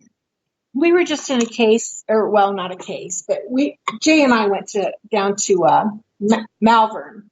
Oh yeah. Iowa, Malvern House, and Malvern Manors it was called. And they have it was an old home type thing for elderly and it was a lot of things. It was a lot of things. It's like a nursing home kind of like thing. And in one of the wings, they had a gentleman that they would go in and beat on his door, provoke him. They called him the Shadow Man. Yeah, the Shadow Man. And they would provoke him until he was furious. And he'd come out and he'd chase them to their cars. Seriously, chase them. Well, Josh Hurd is known to even talk about that he has never felt comfortable in that hallway. He speaks of vacuuming through there and things happening where this thing is rushing to his face. Yeah, rushed at him. Mm-hmm. So we were there the other night, which was quite interesting. And we got to that hallway, and I went down to the room, and all I could hear is this gentleman saying, "Unlock the door. Unlock my door. Open my door. Unlock my door." Well, evidently he couldn't speak. Yeah. Yeah, he was a mute. And so he must have been doing it telepathically. Mm-hmm. So I took the door and tried to open it, but they've got a lock on it. But I did open it. I opened it. Yeah, all of a sudden it freaking unlatched itself enough that we could open it. Yeah. Before it was solid locked. Yeah, it was they like tried. he unlocked it from the inside. They tried several times. So I put my hand on the door and I talked to him. Yeah. And and the lady was standing there with us, and Steph, and I said, "Steph, he loves you. Yeah. He's telling me he loves you, and he wouldn't do anything to hurt you." And I opened the door. I mean, I wasn't afraid of him, and he calmed down. And Jay and my niece yep. had him dancing to music. Yep. The next morning when we had gotten up, I had this epiphany. And I went down and I played a specific couple of songs that I felt he needed to hear. I connected to him and he calmed down. After we left, the people that had invited us said that they had taken Josh down there again, and Josh sat down next to that door and went, "This is the first time in my life I've been down here and I'm not afraid." But the gentleman was so provoked. I mean, excuse me. Yeah. Yeah, and that's unfortunately, I've seen that frequently where they're using taunting and provoking to try and make sure they get the evidence, and all you're doing is stirring up these poor souls. Whereas if you gracefully communicate with them, you can get a lot more of the story out of them. Whether I get evidence or not, that's fine. But if I'm able to respectfully communicate with them, it's more fulfilling all the way around. Yeah. Well, I think the big one on that is everybody anticipated him to be this big, bad monster. Well, that's the way he liked to portray himself anyway. Right. But the fact that they had treated him like that, it just made it even worse. So they'd go in provoking, thinking they have to be big and bad with this guy. And I went a different approach, and I identified with him, figured out his story. And after that, his manners changed. Mm-hmm. Well, the case we just had in Wisconsin, there wasn't any way, anytime we attempted to be assertive with that entity. Minnesota, sorry. Yeah. Anytime we attempted to be assertive with it, it would run and hide, and we weren't able to tell what we were interacting with. And it wasn't until we took a different approach that we were finally able to get some more information and sort out what was going on. And that one, it even connected to a connection that we had, and that's that Pythian Castle. Yeah. Right. She showed up there, and the tour guide, Melissa Thorough, sent us pictures that she showed up there. Yeah. We have the shadow figure in pictures. Mm-hmm. And it fits the identity and what we got on this location. In another state. Yeah, in another state. And this brings up to another thing that I've been working on for a couple of years now, of dealing with ley lines and portals. And people are able to, the spirits are able to jump from location to location to location in a blink of an eye just by doing this. Now, Josh Hurd has done this, has proven some of this in Brush of Evil 3. He just put out this experiment that proved what I've been talking about. Yep. And we're able to do these connections. Now, we had it again at Malvern. I'm sitting at Malvern, and all of a sudden, some friends of mine that are in Edinburgh, all of a sudden, the psychic there goes, "I've got Mike and Rusty here, and they're looking for this Jarrett dude.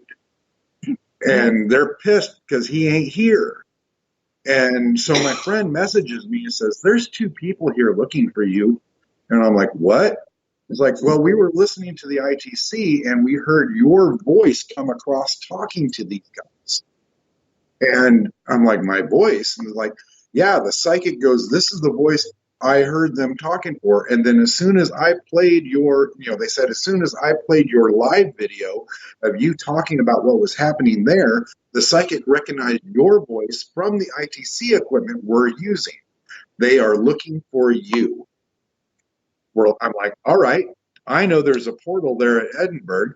Tell them to come here at Melbourne because I know there's a portal here.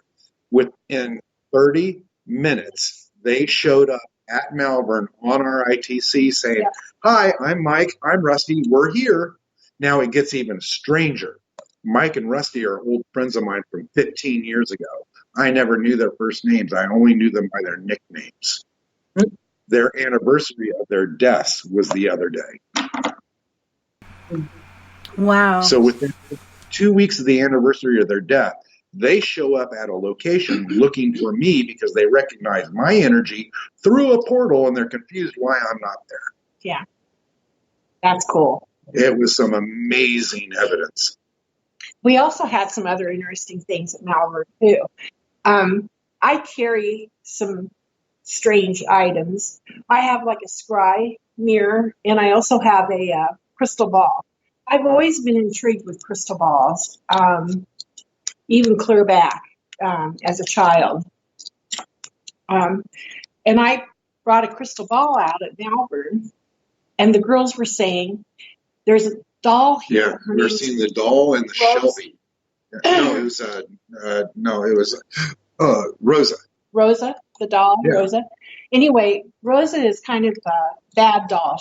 She shows up places that she's not supposed to. So they put her in a glass container in the office. And we didn't know she was in No, there. we did not know she was in there. They put her It in was glass- behind a locked door. behind a locked door. And someone said, Joss is putting this thing across the phone, and you listen to it, and you can hear two people talking, and the doll laugh. Mm-hmm. Seriously. We were in the attic 3 floors above. Yeah. So we come downstairs, and I was showing the girls my stuff that I have, that I carry around with me. And I took the crystal ball out, and the lady said, "Ooh, let's see if we can make it work." So I took it, and I put it in my hands, and I said something to it. And then I handed it to the girl, and I said, "Now, put it on there's a little disc that you set it onto." And so we put it on the disc, and all of a sudden it's floating above the disc. And I'm going, oh my God. Now ask it a question. She said, "Okay, is Rosa still in her glass case? Can you see Rosa in the other room?" And through the crystal ball, you could see the doll in her glass case and two people, a man and a woman. And I was live videoing it at the time, and the people that were watching my live video were describing the exact same thing that they were seeing in the crystal ball. So it was all videotaped live on Facebook. Yeah, it was cool. It was cool. And there was like a glass or a light orb all around the bottom as it was floating. That's awesome when stuff like that happens. So do you think it was the male and female spirit that were making it float, or what are your thoughts on what made it float? Don't know. We don't know. Don't know. And it wasn't drastic enough to say, "Oh, look, it's floating 3 feet off the floor." Well, no, it was only like yeah. half an inch off of Yeah, the it was disc. just, yeah. You know, it was enough that everybody that was there was watching it turn and twist and float and do its thing. And we're like, what is going on? We couldn't debunk it. There was no debunking it. So, I mean, it was doing its thing. They were just appalled, the girls were. Not appalled. They were enthralled. Enthralled. Okay. Different word. But yeah, the doll thing, though. And then the girls kept saying, if we find that doll in another room, we're out of here. Right? Yeah, it's my niece and the other girl's daughter were like, if it shows up in that hall, I'm running down and kicking it. They swore they saw shadows several times that night. So. And shadows can be scary sometimes, but other times I think it's just a spirit trying to manifest. Absolutely. And sometimes it's, a white mist. Sometimes it's a dark mist. I think it just all depends on what energy you can gather. And it's really hard to manifest, so kudos for them. Absolutely. 100% on that. So, yeah, and I'm one of those ones that I'm not afraid of the shadow people. I think shadow men and hat men are highly misjudged. You hear all the rumors of if you see a hat man, a relative is going to die. No. My youngest niece, she's 12 now, 11. She's been talking to hat men since she was 3-4 years old, and she tells the story and helps them. Yeah. There's never been a bad thing that has come from them. They are just a dimensional entity, I believe, and I recognize that energy. They're just from a different realm. My first experience with it's not really my first experience with a shadow man, because I've seen them before, but interaction with a shadow man was at Farrar, Farrar School. Oh, yeah. That's a well-known we went there as a group to videotape a movie called The Diviner, and it's also on this Vimeo. But it's called The Diviner, and the second part of The Diviner is out now too. But anyway, I play in this movie, and we were standing in the third floor of this, and they kept saying something about a shadow. Yeah. And we were ending towards the end of filming, and I looked over in the corner of the stage area, and I saw this shadow man develop. And he was small at first, and then he got bigger. And I'm going, oh my God, I see the shadow man. And everybody didn't say anything, you know. Well, we were trying to get them through their lines because they were freaking out because they had their backs to the shadow. Well, the shadow. Two of the people that were there had an occurrence with them, Right. and one got hurt. Yeah. Okay. So there was a chair up on the stage, and I seen him go down on the floor and crawl across the stage like a spider and go get underneath the chair. And then the two that had one encounter with him were sitting on the steps, and he was that close to him. And I said, close are we to being done? And he said, I think we're done now. And I said, you two, get out of here now. And I went up the steps after him. Yep. And I said, come on, buddy, I'll take you right here. And he backed away. You could see him crawl backwards like a dog. And he crawled backwards, and he went back behind the chair, and he stood up, and he went up like a wisp of smoke and up through the window of the school there at Farrar. That was cool. That was really cool. I had an experience with my team last year, and like you guys, we don't really do public events, but we've had a lot of luck with National Ghost Hunting Day and the world's largest ghost hunt as far as gaining members. The first year we were just a team of about 4, and then people moved off, people passed away from cancer, and so then it was just me, and I was like, well, why not? This would be fun. I was really nervous. That's how I first met my new crew, and it's just more and more people every year. But we went to the Grand Imperial in Silverton, and there was so much activity there. All of our equipment as far as electro antennas and such going off, and someone spotted this shadow sort of person crawling around like you were explaining, like low to the floor and knees and elbows kind of up and trying to crawl underneath this stage and back and forth, and it was really strange, and it seemed really creepy to me. It's kind of like describing what you see on like Paranormal Activity or whatever. But we slept down there in this theater that night at the Grand Imperial, and my friend Mel was touched as I was talking to her, and then Cheryl, who was right next to me on the other side, she was touched on the hip. But that's the extent of what happened. I think they, some people are scared of them, and sometimes they may be scared of us. They don't know what's going on, Yeah, we've had a couple of where they're playing with my kill. What about at Alton, where we had the pod going off, and there was no pod. Yep. So now there's we're still trying to figure that out. We're processing that one still. That was crazy. This is a prime example of like national ghost hunting where there are tons of teams all in one location. Yeah. All right. We've got, a group led by Lee Ulrich up on the middle floor. And then we were in the sub levels down in the where the water bottling and the spring is. Tillery. And with the Tillery boys, Alec Tillery and Adam Tillery. Mm-hmm. And we start hearing a REM pod go off. Yeah. And we're like, we don't have any REM pods in our we went looking for it. And we went looking for it. We couldn't find it. And I start chasing it upstairs. Well, I get up into the ballroom, and Lee Ulrich is leading his group because we split up into 3 groups. And I'm waiting for him to do his thing because they're videoing on live on Facebook. And they finally finished. And I went, Lee, do you have a REM pod in this group? And he's like, no, I don't. I'm like, dude, we've been chasing a REM pod. He's like, that's weird. Well, we start telling Mike Rickstecker and them afterwards, after the event was over. Mm-hmm. Sure enough, it goes off. Beef's in that ballroom as we're describing it to Mike, and everybody's chasing it because it just validated itself to the other people of exactly what we just went through.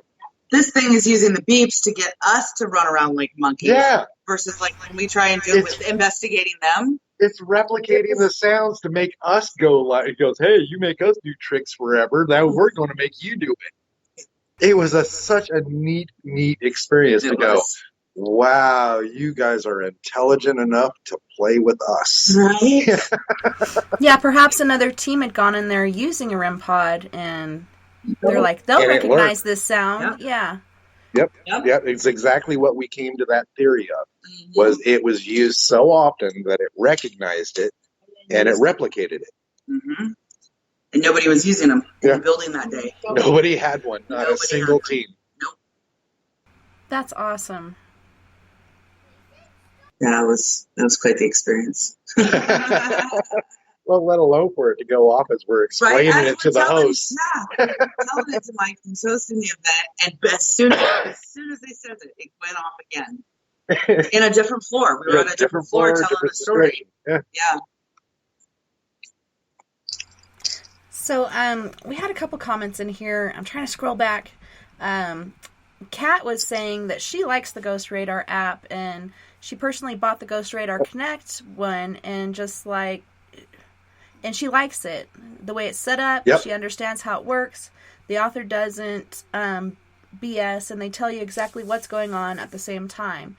They put your disclaimer there that it's for entertainment purposes only, but she says, I'll tell you what, that thing can be scary accurate, which is so true. Right? If it works for you, it works for you. It doesn't matter how many people say, I've used it and it doesn't work. It doesn't work for you. But if another person is connected to it, then it works for them. Right. I use, one of my apps is, or two of them that I use is Necrophonics and the Spiritus. When people listen to my lives, they're like, what are you using? It's so clear.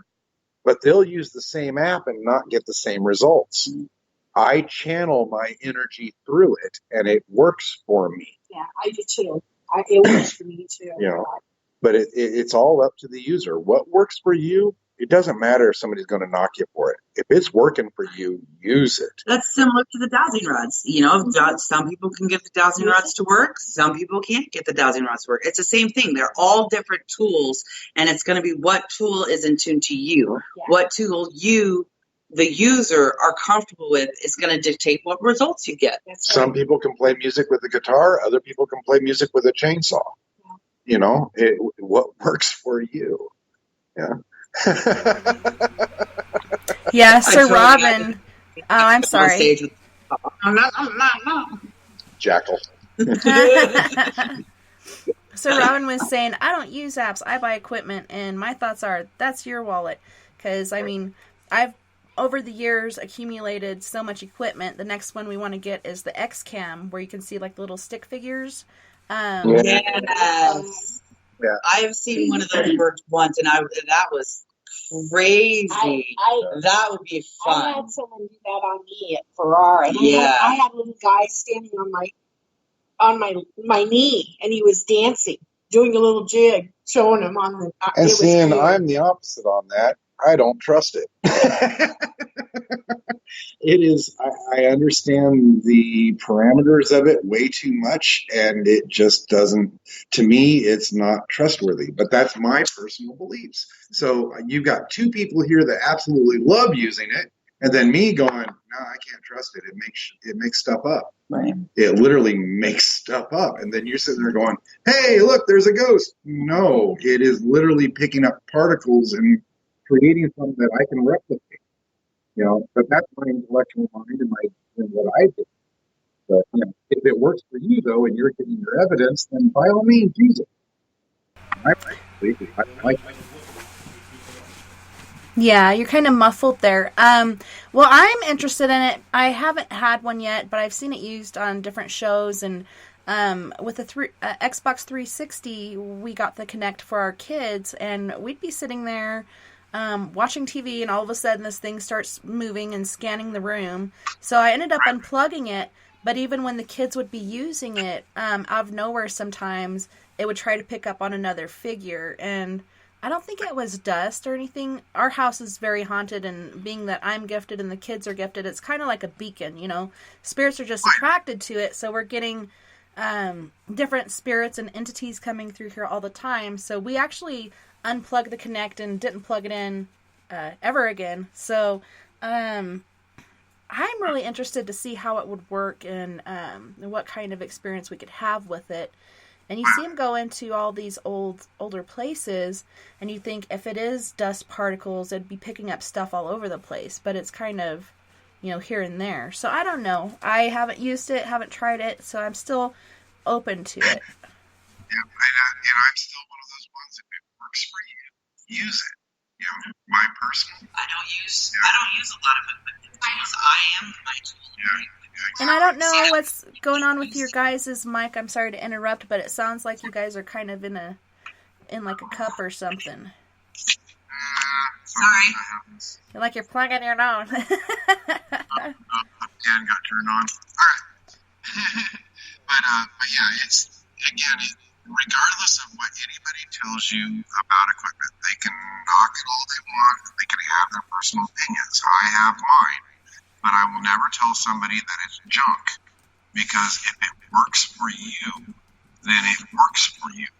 You know, I personally have not had my experiences where I can sit back and say, I trust you. But that's my experience and only my experience.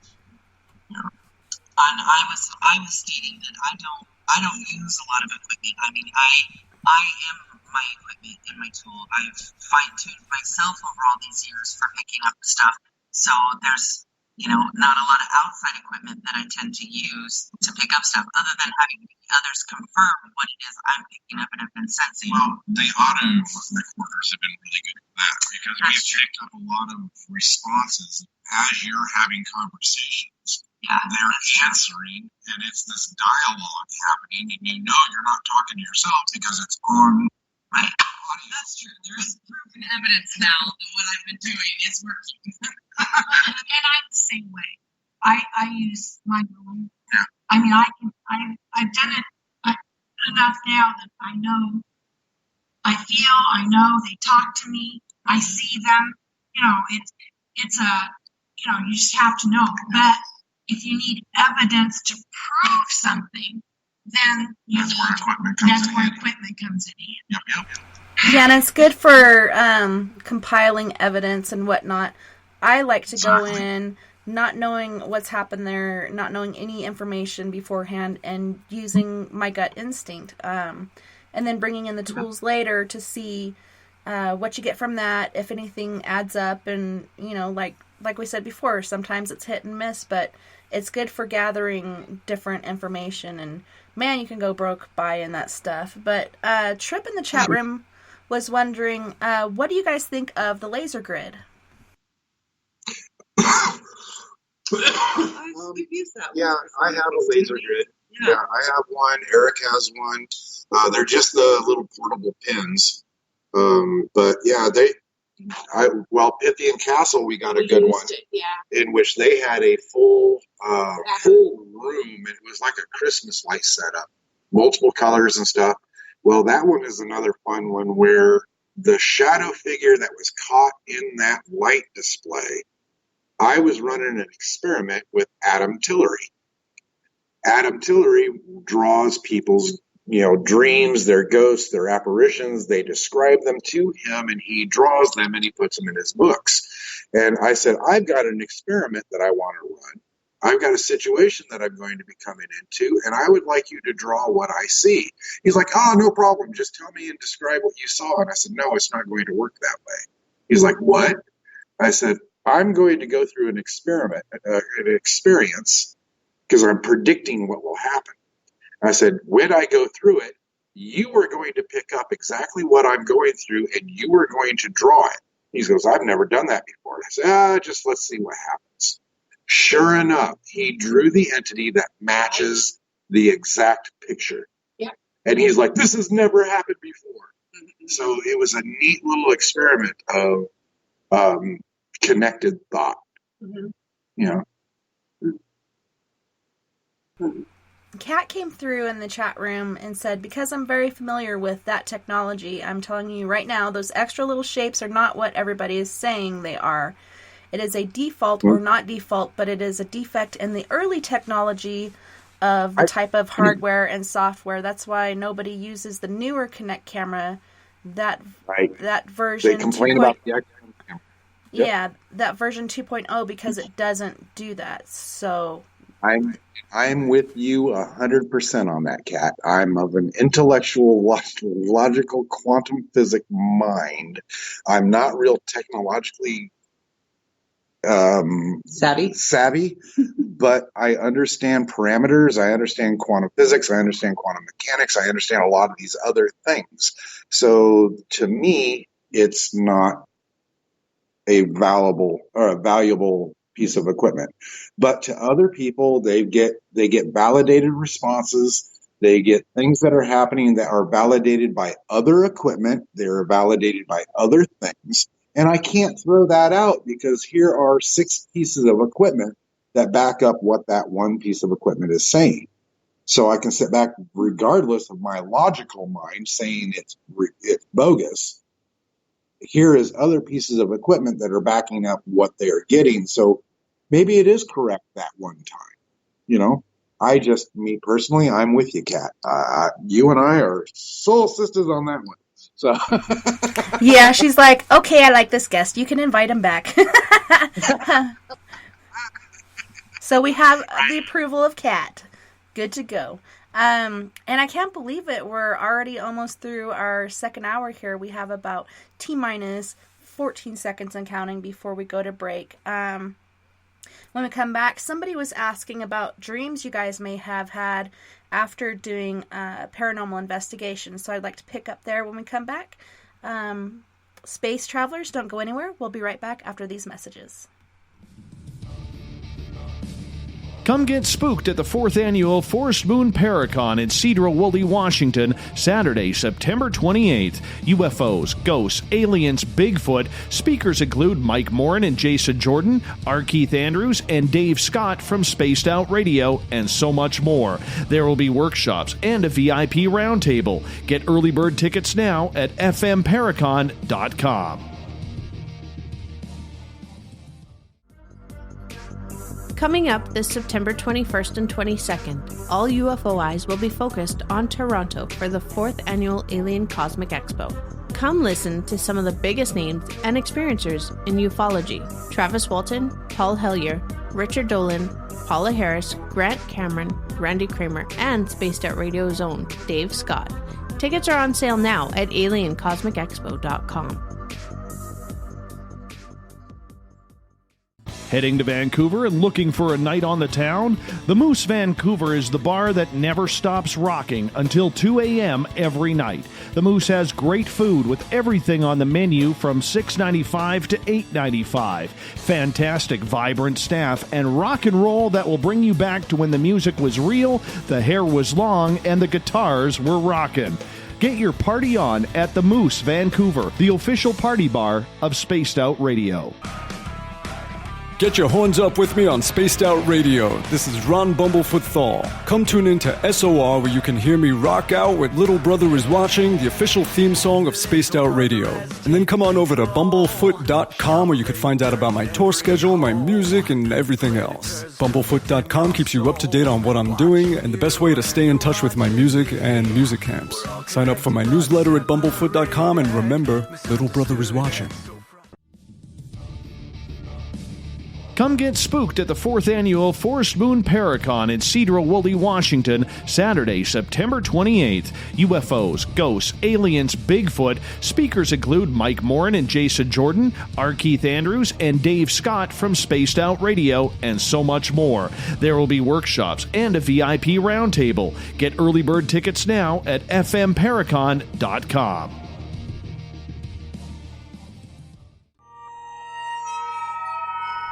You hear footsteps in the empty room above you. A rocking chair begins rocking by itself. Don't be afraid of the things that go bump in the night.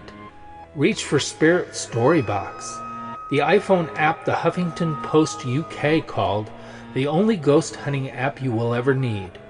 Spirit Story Box. The spirits are telling their stories. Are you listening? Hi there, this is Geraldine Orozco from San Francisco's Bay Area Meditation.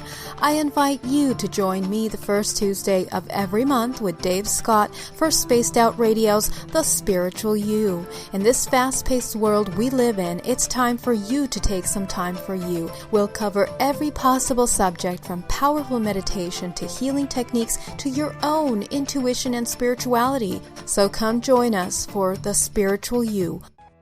The freedom to post what you want, when you want. That's the social media freedom you need. Social Media Freedom is the free app in your app store. No need to worry about going to jail or being shadow banned any longer. It's the freedom to say what you feel. The freedom to know Big Brother isn't watching. It's the way social media is supposed to be. Social Media Freedom. It's time to set yourself free. Download from your app store today.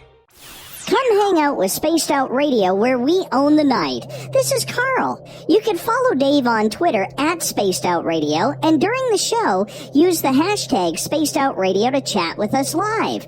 On Instagram, at Dave Scott SOR. On Facebook, give our page a like, Spaced Out Radio Show. SOR archives are free on YouTube at Spaced Out Radio. Come join us, or I will come join you. See you at your window. Are you intrigued by Paranormal Talk Radio? You'll love the new Paranormal Radio app from TalkStream Live. You'll find a great selection of talk shows covering UFOs, ghosts, strange phenomena, and much more. Download the Paranormal Radio app now and start listening to the very best in paranormal talk entertainment, including the network you're listening to right now. The Paranormal Radio app, free in Google Play and the iOS App Store. We are getting ready to relaunch the SOR Space Travelers Club at spacedoutradio.com. For $5 a month, you can join us for a plethora of features found nowhere else. Hang out in a private chat room during the show and after party. You can check out some exclusive content and a store specifically for you, as well as a private listener forum where you can post your thoughts, stories, and pictures. The SOR Space Travelers Club, coming soon to spacedoutradio.com. Find your escape where time has no limits. It's about living today and cherishing the heritage of yesterday. A spirit of adventure for what is new, with the nostalgia of the past. Your timepiece is a reflection of who you are. Life surrounded by beauty from the world around us to the soul within. EscapeWatches.com.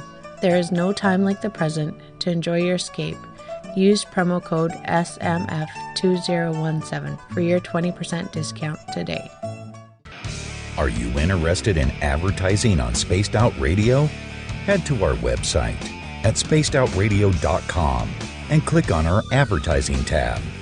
There, you will find an assortment of ways you can get your product out there with us, from radio commercials to banners and social media. Have a product you like our hosts to endorse? We can do that too. Visit spacedoutradio.com for more details.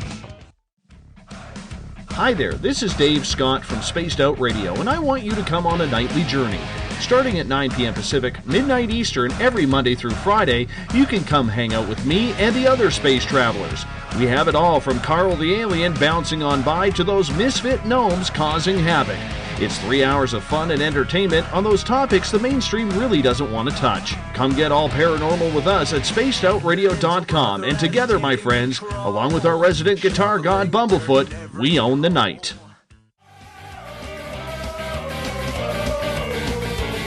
Sit back, relax, grab a drink, and listen closely. Spaced Out Radio continues through the weekend. From the mile-high mountains of Colorado to you, listening around the world, this is Spaced Out Weekend with Tessa Nicole Thomas.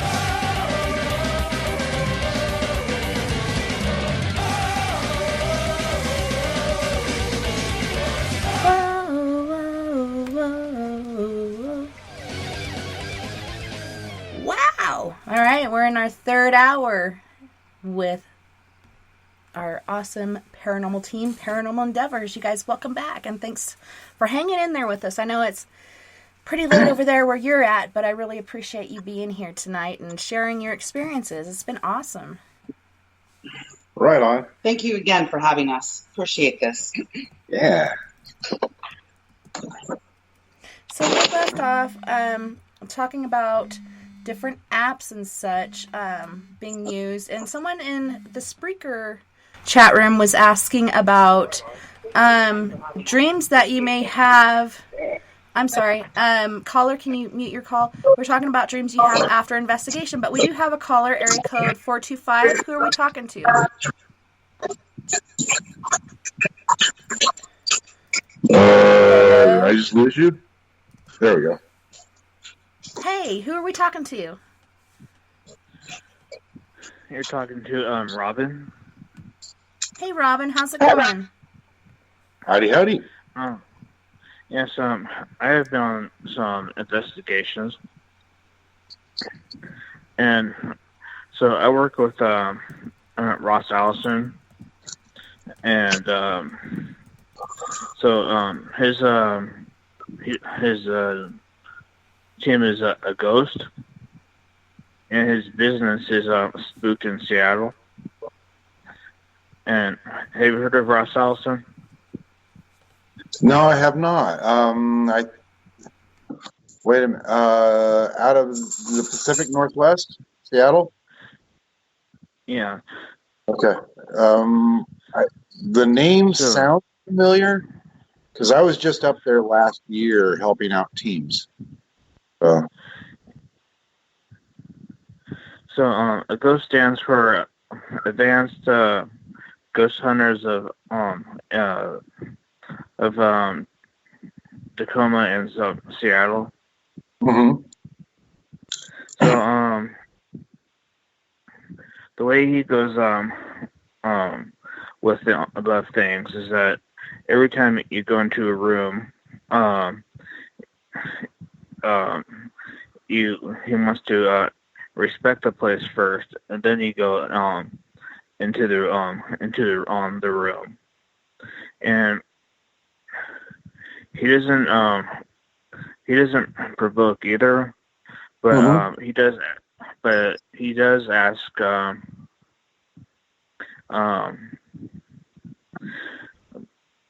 you he does ask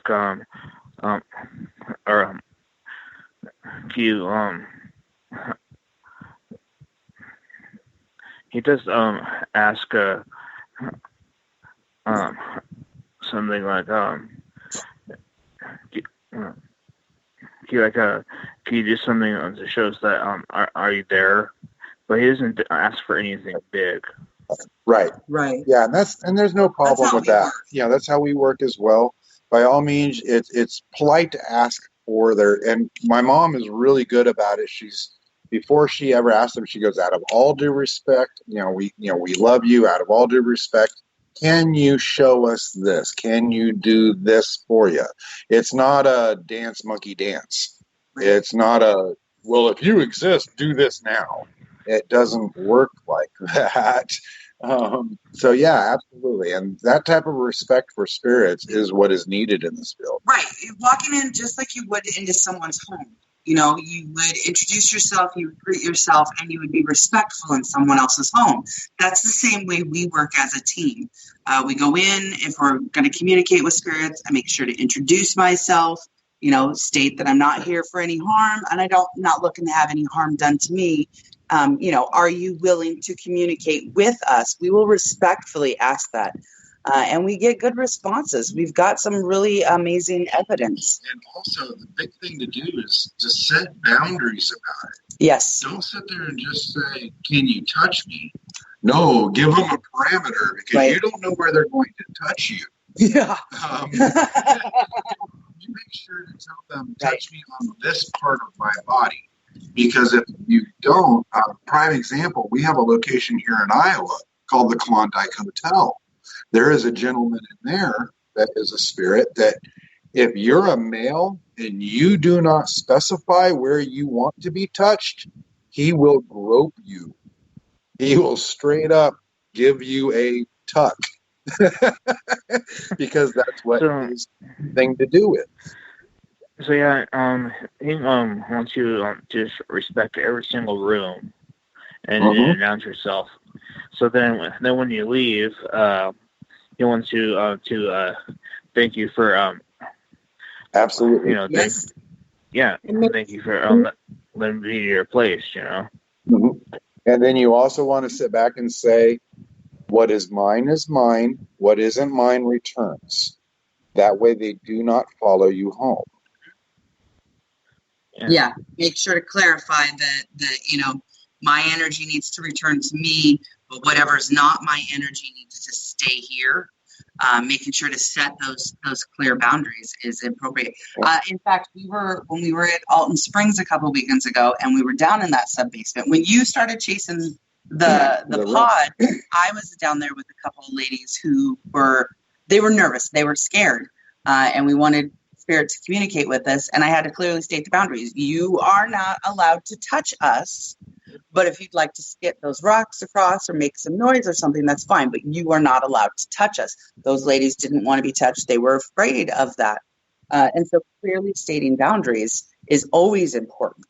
And you also have to remember that when you go to grocery stores or Walmart or any place of business where a lot of people come and go, when you leave that store, you say, whatever's here stays here. You are not allowed to follow me home, because you can bring stuff home with you from places like that. Lumber yards. Just driving down the highway. Oh my goodness. I can't even begin to tell you. I jumped in the car. Yeah, so I always respect everything, Yeah. So, good. So I was on one investigation with a place where there's a dark spirit, and it was in the fan room, and this was before I was on the team, and this is just when he was doing a ghost tour, and so, and knowing me that I'm the person that always likes to go where the dark spirits are, because that's just the way I am. I feel you there. Yeah. And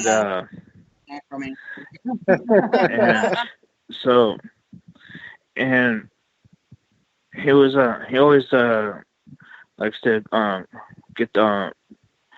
show the do the EVPs in that place, and he got the EVP that said that they know. Oh yeah.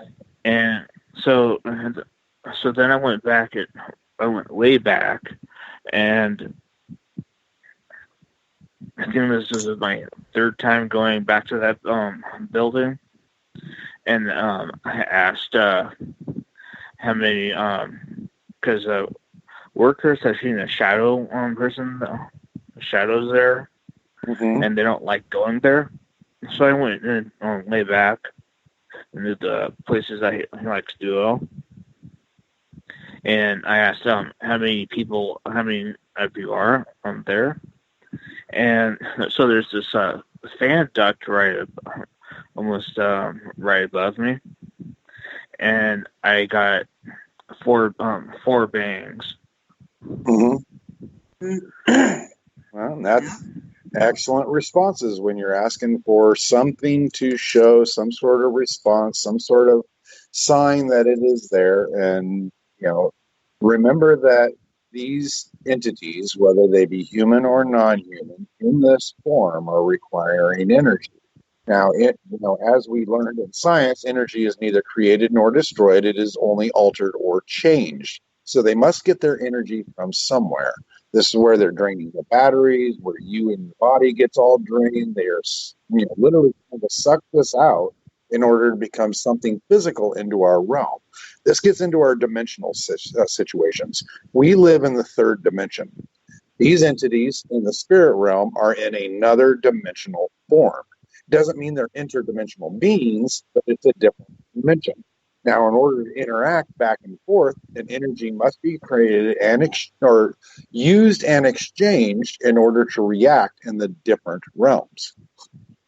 So, and I thought that was very significant because for my third time going back there, I've never got anything like that before. Yeah. It's always exciting when you get that in real life. In real life confirmation is always thrilling and exciting. That's one of the things that definitely keeps me searching, keeps me looking, and keeps me coming back for more. Yep. Yeah, because with I don't really like to call them ghosts. I like to call them spirits. Right. Yep. Right. Because just like what my mentors always says. Sometimes you're not going to get stuff. Mm-hmm. And sometimes you will. Yep. Mm-hmm. We've been. Mom and I have been to a few locations that are reportedly extremely active. But when we're there, nothing happens. All right. This, as an investigator, when you're doing residential, is something to take into consideration. When you're taking a case study and you're asking the client what's happening, find out what times of day that they're regularly doing this. Ask them to keep a log, keep a journal of when activity is happening. If you're investigating the house at 11 o'clock at night, but everything happens at 8 o'clock in the morning, you're never going to see it. Mm-hmm. So it's definitely when the spirits are the most active. I've been to a couple of places like Velisca. I've been there and had absolutely nothing happen. Then I had the situation where what I dealt with was a very hard night. It is all up to the time period of when they decide that they are able to. Mm-hmm. One interesting thing is that his business is actually haunted. Mm-hmm. I'll be perfect. I have never met a building yet that is not haunted. Yep. It doesn't matter if it was just built a week ago. Mm-hmm. It's not always the house. And I'll tell you what, it's not always the land either. Sometimes it's the person. Or the people around it. Yeah. Yeah. It's and it could be all kinds of things. I really have to tell you that a lot of these people say, well, I've never seen a haunted house. Well, you have to remember that back in the 1700s, 1800s, and the 1900s, there were no funeral homes. Guess where they put people when they died? Right. The living room. Yeah.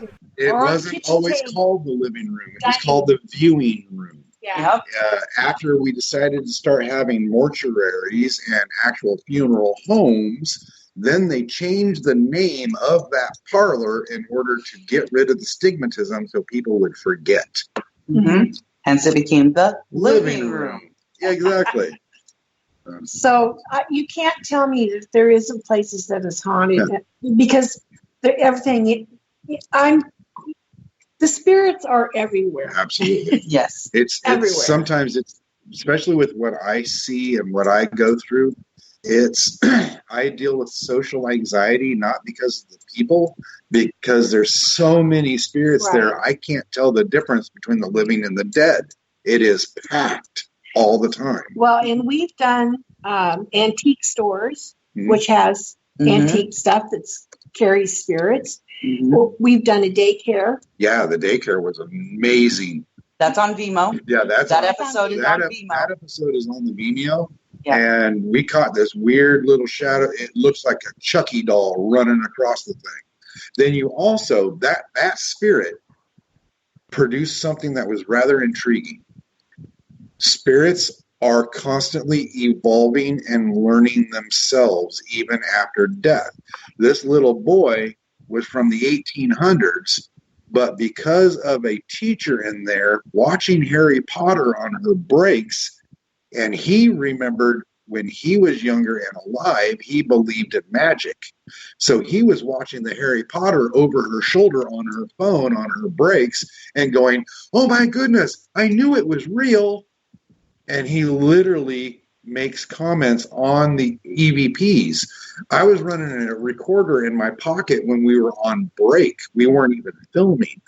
And we were just having a conversation about a Harry Potter coat that one of our investigators was wearing. And her name was Kelly McCarver. And as we're discussing about Harry Potter, you hear this little boy go, "Oh, yes, yes, I know." Just like that. And we were on break, dude. Mm-hmm. That's interesting.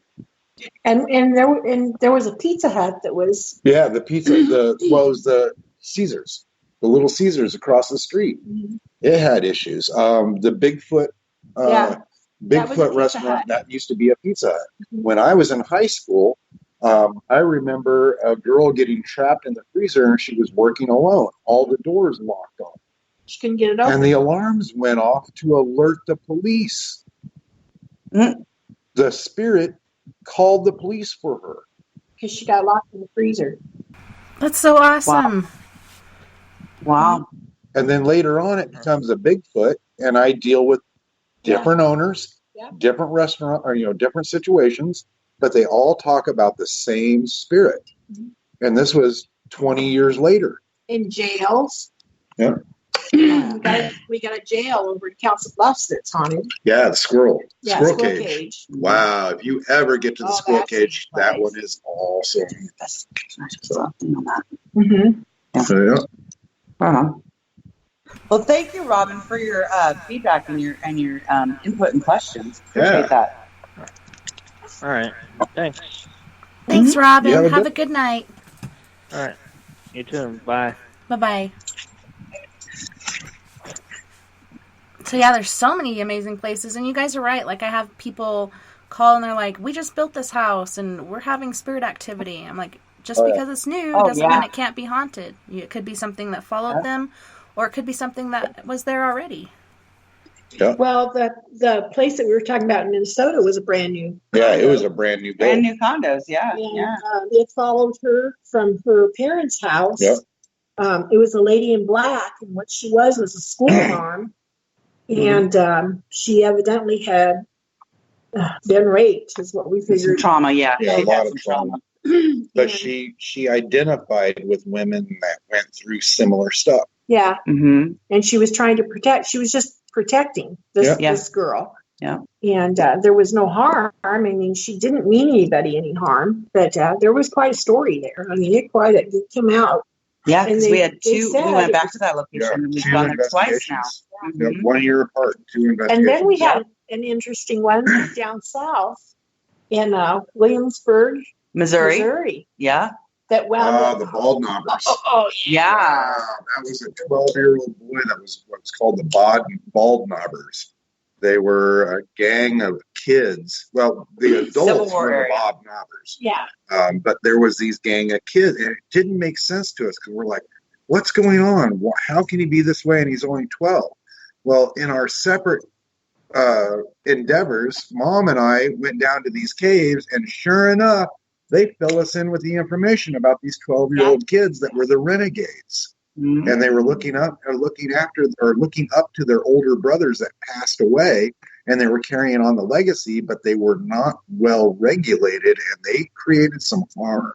And this one just happened to be picked up. She was a service person. Yep. Her and her husband both were in the service. Yeah. And she liked to go out and run on the trails. Mm-hmm. Well, she picked him up because he was hopping from house to house. He was getting thrown out of all the houses. They're in that brand new section. There was a whole brand new housing section. And she picked him up and brought him home. Well, he decided to cause havoc. Yep. We told him to be on his way. And he left. Yeah, it wasn't a way of crossing. He would never cross. You couldn't force him. No. But you could. But we made sure that he let him know that he was not welcome there, and we moved him along. Now, where he goes from there, we can't control. No. We may have to deal with him on another case later on down the road. But at least he's out of that house and not messing with that family anymore. Children. Yep. Yeah, not terrorizing them. Monk in the chat room was asking, why in the hell do people investigate with damn lights out? And that's an interesting question. Right. And as well as, why do they do it at night as opposed to during the day? One of the best investigations I ever had was at 8 o'clock in the morning. I don't think it really 100%. matters. Yeah, it doesn't really matter what time of day you go in there. It's when the activity is happening. I agree with you, Mom. Right, agreed. The big reason why is because, one, people work jobs. Their time off is when their time off. So it's usually late at night and on the weekends. That's the only time they got to do these. I still have to live in the muggle world and pay my bills. Right? And supposedly it's quieter at night, so that's why people prefer it. But yeah, like you can go early in the morning or in the afternoon and catch stuff. The ghosts don't really care. They're still there. They're active when they're active. That's why if you watch the Endeavor series, we have what's called day walks. Folks like myself, my mom, and whenever somebody has a day off, they will join us on a day walk in which we will go in during the day and deal with things, because that's what time is the best for the client. Also, that may be when their activity is kicked up the most, is at 11 o'clock in the afternoon. If we're there at midnight, we're not going to be there at the time the activities happen. Kat in the chat room was saying, when I was younger, I worked at a place called Boardwalk USA. It was a massive arcade. In this arcade, there was a laser arena, or photon. In this case, I always would play Star Wars music and Blackwell. Whenever I wasn't there, that thing would never work for anybody. Whenever I would show up, I can easily get the laser tag arena working, but it would only work whenever I was there. Then it turns out that my manager, she was talking about it one day, and she said that the spirits in the building liked Kat, and they prefer her in the dark room where she played really good music and all that other stuff. So she found that really interesting. That is cool. That is awesome. And I found that I joke around on Facebook that music is my second language. I find that music works with spirits as well. Yeah, I've also learned that they are affected by megahertz frequencies. There are certain megahertz that you can raise the light variances and you can raise the dark variances. The megahertz affects the spirits. So if you get a situation in which the room is extremely negative, this certain megahertz will raise the light and put balance into the room, and then all of a sudden the spirits start talking. This is why I don't use the EM pumps. I would rather use sound megahertz, or I use old world magic, in which there are certain herbs that when you burn them, they raise the positive or they raise the negative. I'm very selective on who understands and learns this knowledge, because it can be used poorly. It can be used wrong, and it can hurt spirits. So it's very selective in that. But when I'm dealing with a situation of balancing the house as a priest, it is an important tool to understand, and that I can bring some a little bit more of a levelness to the energies in the room, and the spirits become more active and play better. The same thing when it comes to large locations and stuff. Some of these locations will get a hold of me because all of a sudden the activity has soured, and all of a sudden they're getting violent hauntings. They're getting bad attacks. People are constantly scared. They're constantly getting attacked. Well, the levels in that room are off in that entire building. So I'll go in and I'll balance the location. It doesn't mean I'm getting rid of the spirits. I'm just bringing it to a level where now the spirits are playing and they're interacting rather than being angry and attacking. So we've talked a lot about spirits tonight, but Gutter Gawker was asking about any alien or UFO activity or investigations you guys may have been out on. Can you tell us about that? Just the other night, my niece, or my granddaughter, would be Jarrett's niece, was out in my backyard. I live on a farm, a 200-acre farm, and she was out in the backyard smoking, and she come running in the house. She said, "Oh, Grandma, guess what I just saw?" And I said, "What?" She says, "I saw my first UFO." She said it hovered above the grain bin, and then it kind of sat there and like studying her, and then it just like disappeared. Right. Went off. And Huh? Oh, I have an experience from when I was a small child out at my grandfather's farm. And it wasn't until years later that I remember it, but I can somehow in the middle of the night, I ended up wandering out into the field, and all I can remember is like a bunch of lights, and then these people going, "Wait, she can see us." And then I black out or something, and the next thing I remember is someone is carrying me back upstairs into the bedroom. My family never talked about it. Nobody ever mentioned anything, and it wasn't until years later that I realized kind of what had happened and gone on. There's been plenty of times where I've seen things in the sky and experienced stuff. Absolutely. Oh yeah. We're in Iowa. We got crop circles. And with my priesthood, I get called in to help teams all across the United States. There are a couple of teams in the United States that are on alien abduction recovery and prevention teams. They know they exist. They've had their encounters, and they're there to help counsel people that have dealt with this stuff. A year ago, I had my first experience. I met one. He talked, and we had a deal. After that, my life changed, straight up changed. So, that's about all I can go in on that one, because there is a lot of confidentiality on it. But I've had that firsthand experience of meeting something that is not from around here. So it opened my eyes. And up until that point, I'll be perfectly honest, dude, I didn't believe in aliens. I straight up didn't. I wanted to. I didn't. Now I do. I believe in them. Yep. And I'm going to tell you, I don't know if it's angels unaware or what the deal was. But we were doing the movie The Diviner. We were in Bentonsport, Iowa. Mm-hmm. And we went to a church that was supposed to be haunted by the lady in black. And Jay and I were the only one there until they tell everybody else come, because they were doing the German dude movie pictures outside this church. And I walked around the church, and there was nobody there. No. Nobody. And all of a sudden, we heard music playing. And I said, "Jay, we just left that front door. There was nobody went through that front door."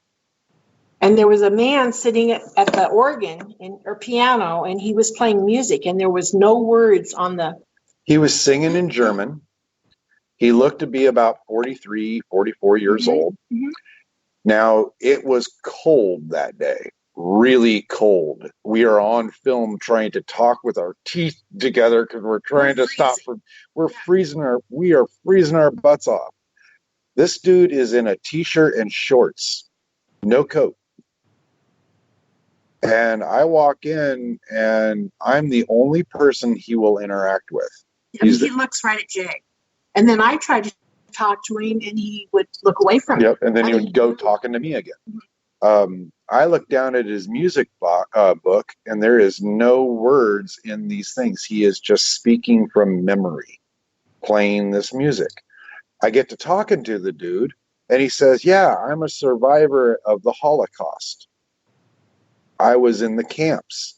I was a choir boy." He's telling me the story of World War II. He's not old enough to be in World War II, but he's got enough details of saying I was there. And then when he leaves, he didn't like Eric. Yeah, he didn't like Eric. He wouldn't talk to Eric, wouldn't associate with him. He got quiet, real quiet. And then when he left, he was like, "Well, I have to take the long way around because I'm not allowed to walk across the bridge." And I'm going. And I'm like, that was a weird thing to say. Well, he leaves the building when he finally wraps stuff up, and he leaves the building. He kept saying he had to be careful because got hit by a car. Oh yeah, something about being hit by a car. Yeah, he was afraid of cars and afraid of this, and he was not allowed to cross the water, across the bridge. I mean, it's just a lot of weird stuff coming from this guy. But he leaves the building and shuts the door, and we go to look out the window, and he's gone, man, just gone. Now he was in solid form, interacting with all of us. We hugged him. But he was... Where did he go? He was either an angel or an alien, one of the two. You know, that was a strange experience. I had, when we were talking earlier this week, I sent you a picture of some things that had happened in my studio, and just to let the listeners know, I lock my door because I do have teenagers, and they like to help themselves to anything or use my laptops or whatnot, and it's got a combination lock on the door. Nobody knows the combination but me, but I come in. Usually I have my pins beside my laptop and my water either in the cup holder or sitting up behind my laptop. Well, I come in to find my pins in this really weird shape and the water bottle upside down. And then somebody was spotting orbs and a shadow person standing in the corner while I was doing my Spreaker. So I sent this to Garrett, and Garrett told me something totally different than anybody else had told me. Could you kind of fill them in on that? Well, as soon as I saw it, I was like, that ain't a shadow person. That's a dimensional energy residue. And I said, you just met a Pleiadian. I said, okay. And you didn't quite answer right away. And I said, so when did you have your alien case recently? And that's when you spilled the beans. But yeah, it was straight up. You've had an encounter and they're interacting. And I told you exactly who they were and what they do, how they love children. They interact with kids. And then you told me exactly everything that you guys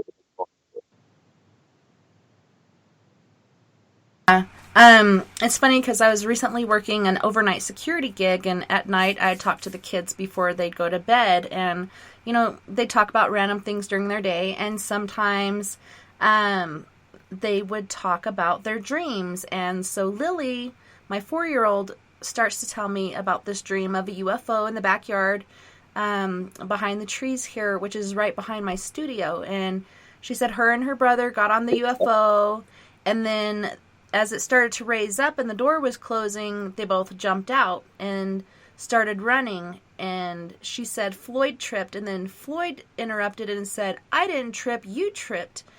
And, you know, they were arguing back and forth about that, and they finally realized it was Floyd that had tripped, not Lily. And then she's like, and remember when you jumped on the alien's head? And they both started giggling and chuckling. And there's a couple times that Lily's told me about a UFO dream, but it was interesting when it turned into a shared dream or perhaps a shared experience that had happened not just once but several times. So that's very intriguing. It fit exactly with what I had told you of how they love children and they love interacting with them.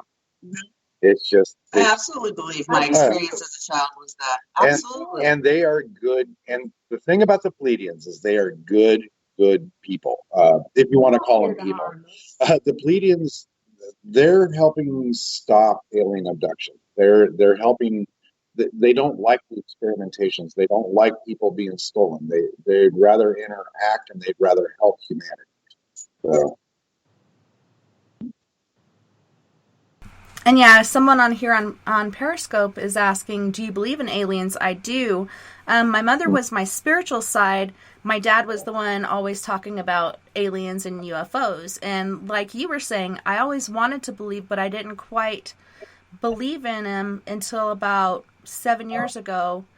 There was an alien orb following the car, and Nova and Kinsey are sitting there saying for me to go faster, and something's following us, and I can't see it because I'm driving and I can't see through the roof of the car, but I stop and pull over and get out, and there it is about 20 feet off the ground, just hovering, not moving any longer. And then in 2012, just a little short time afterwards, when Dylan went missing, I was holding my son, who is finally born, and looking out into the backyard, thinking about how cold it is, and if Dylan's dad had taken him again, I hope he's safe and warm wherever he's at. And all of a sudden I see the same orb, but it's lower to the ground. It's about 4 feet off the ground and 3 feet in diameter.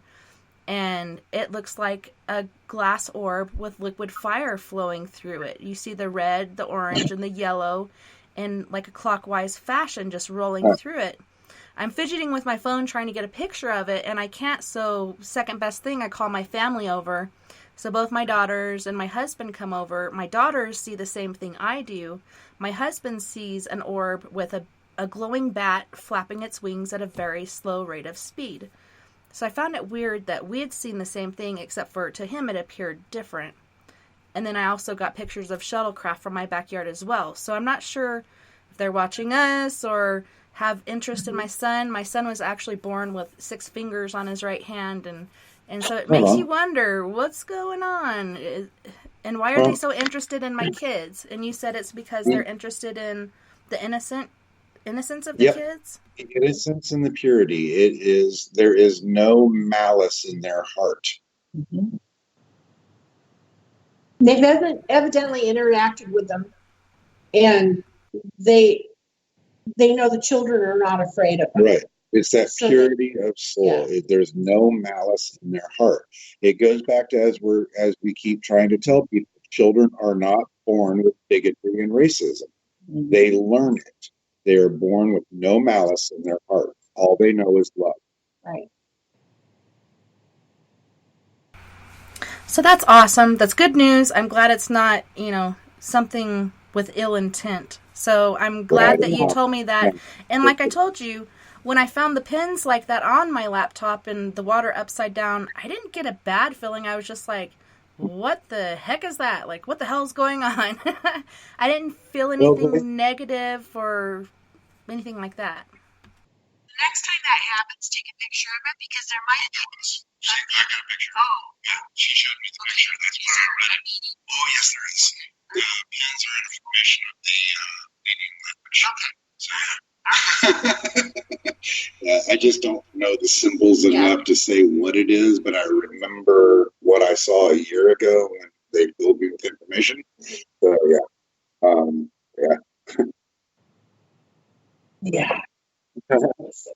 Yeah, I definitely took a picture because somebody would have said, why didn't you take a picture of it? So I took a picture, posted it on my Facebook, and asked, what do you guys think? So thank you so much for your input. The other thing that I've noticed, and it's come up a few times so far in this broadcast, 2012. Okay? The longer I'm in the paranormal, I'm finding more and more people are having these awakening experiences in 2012. Oh, yeah, planetarily wise. My near death was 2012. Yes. All right. Now, if we look back in history, 2012 was the end of the Mayan calendar and also the event of the Hadron Collider. Yes. I had experiences during that year.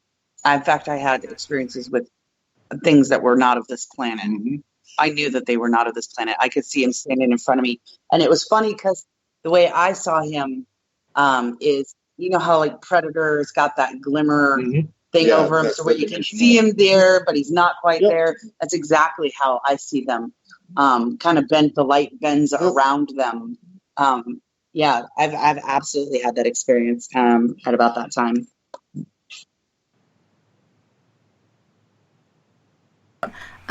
What is the Hadron Collider? What exactly is that?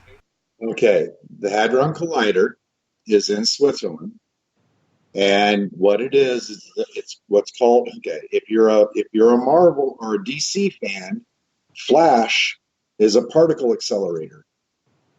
That's what the Hadron Collider is. That's a real life particle accelerator. Yeah, in Europe, yes. At that time, they accelerated to the point of a big bang, and they created dark matter energy.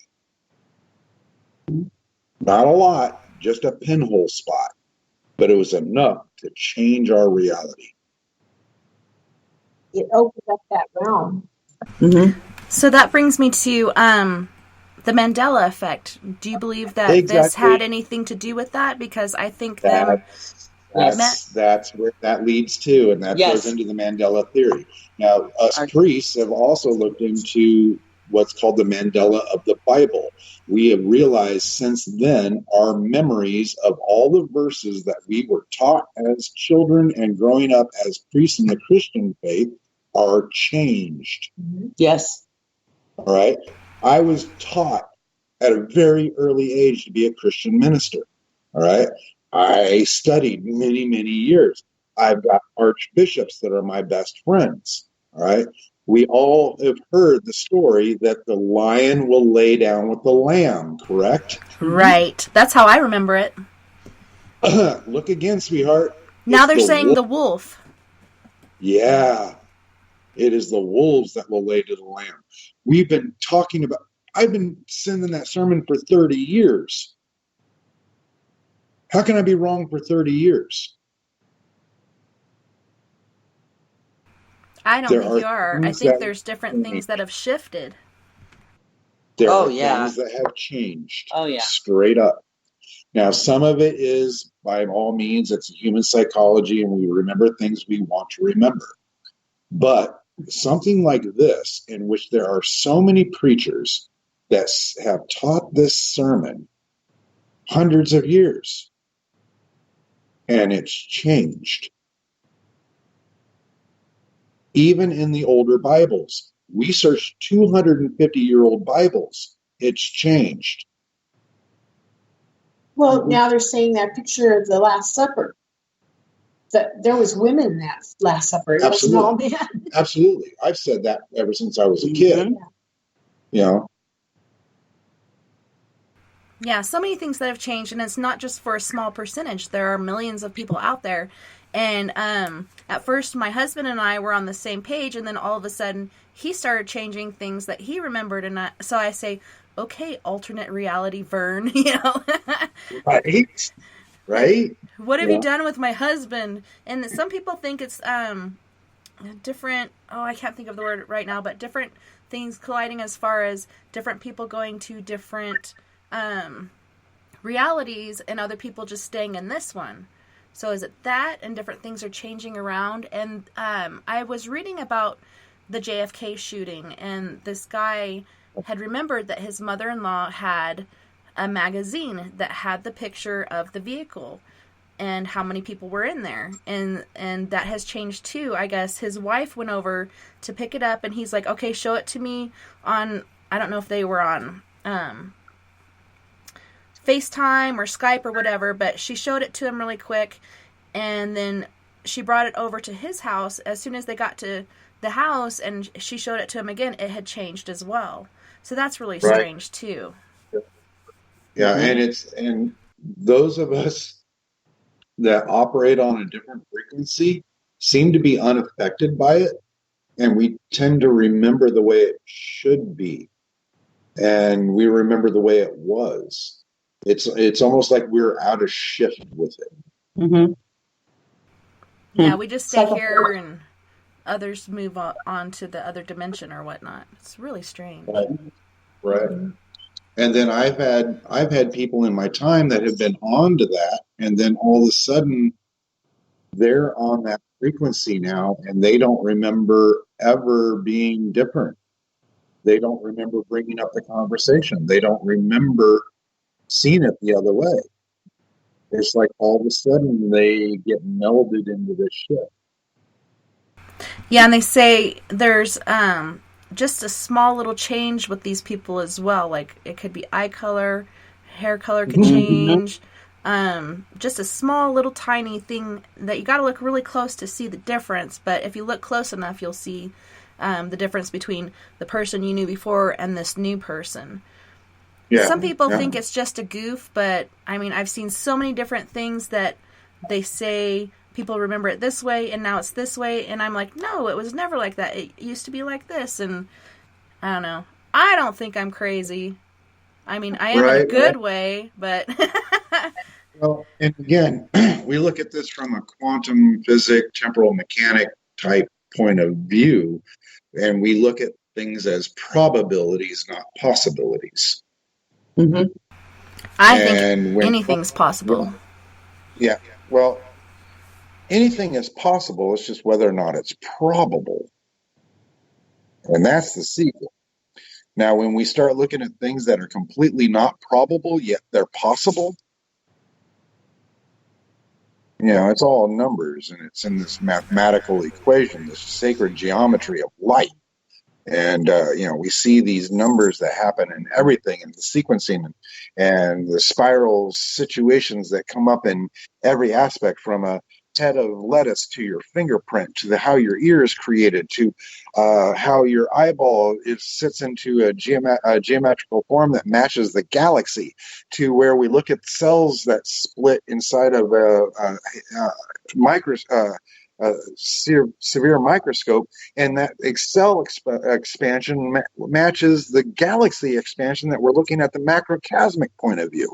So as we look at things on the spirit realm, and we look as paranormal investigators, we have to realize that there are a lot of things that are all entwined and affected by each other. Now, when we go in as investigators and we're looking at a location, the fact that we are investigating and looking at it changes the haunting. Mm-hmm. We are throwing a new filter into the quantum parameters. We are changing how the particles are interacting with everyday life, just because we are observing it. Mm-hmm. Okay? It's very intriguing.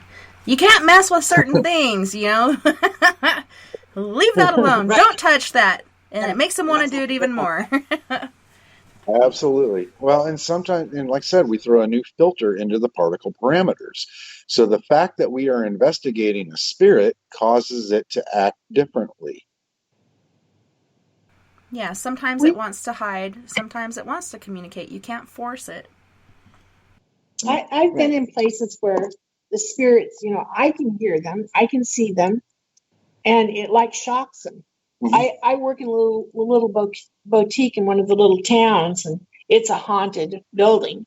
And I was in there when they were doing some remodeling, and I was the only one there, but I could hear 4 people talking. Mm-hmm. They were sitting around a table, and they were saying to me, "I think she can see us." Mm-hmm. And the other one said, "No, I think she hears us. Can you talk to her?" And I said, "Yes, I can see you, and yes, I can hear you." "Oh, she hears us. Right. She can talk to us." And we've caught that on evidence on a few of our cases where they literally call it out and go, "There's a psychic in the room. They can hear us. They can talk to us. This ain't supposed to happen." I mean, they literally discuss that they themselves are in this dissonance of saying, how is this possible that we're interacting? Now, we look at Tesla's point of views. Oh, that's going to throw it even more. You ready for this? Tesla believed that their time is not linear. He believed that time is a spiral. It is overlapping upon itself, constantly interlaying. Now, if this is the case, then what if the spirits that we are dealing with, and this is his theory, are alive? They are not dead. This is how we're getting a lot of our intellectual interactions.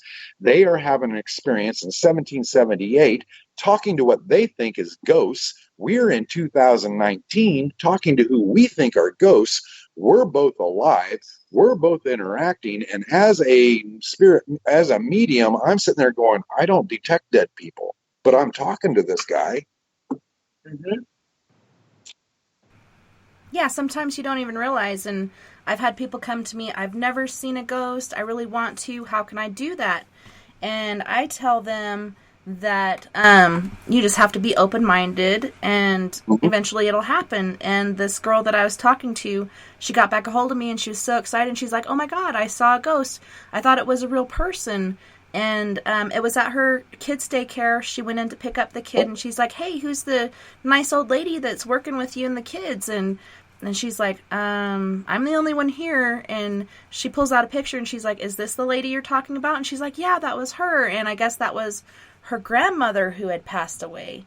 So she finally saw it. But I tell people all the time that you can see them and not even realize it's a ghost. It just looks like a real person to you. Well, and this gets really strange. This gets even stranger. We had a situation at the Manila Schoolhouse in Manila, Iowa, in which we were talking to a lady through ITC. She gave us her name, everything. Full conversation. We ended up researching the name she gave us, She was living 3 blocks away, and as we talked to her, she goes, "Oh, I thought I was talking to ghosts."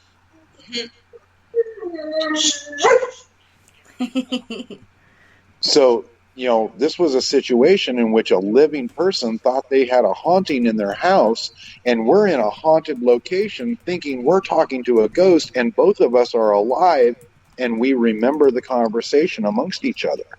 She didn't have equipment. We did. She was just talking to the voices in her house. Wow. So this is a prime example of 2 living beings having a paranormal experience thinking they're talking to ghosts.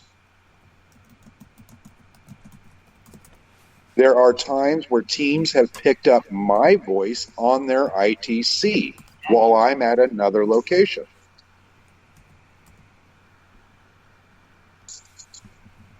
This throws all new parameters. And doppelgangers. People will be doing something and you think somebody's standing next to you, and you look again and there's nobody there, but that person was there. Right. And we tend to believe that's the Tesla beliefs of time shifts, that it's a spiral that's overlapping amongst itself, and we see these pinholes of reality.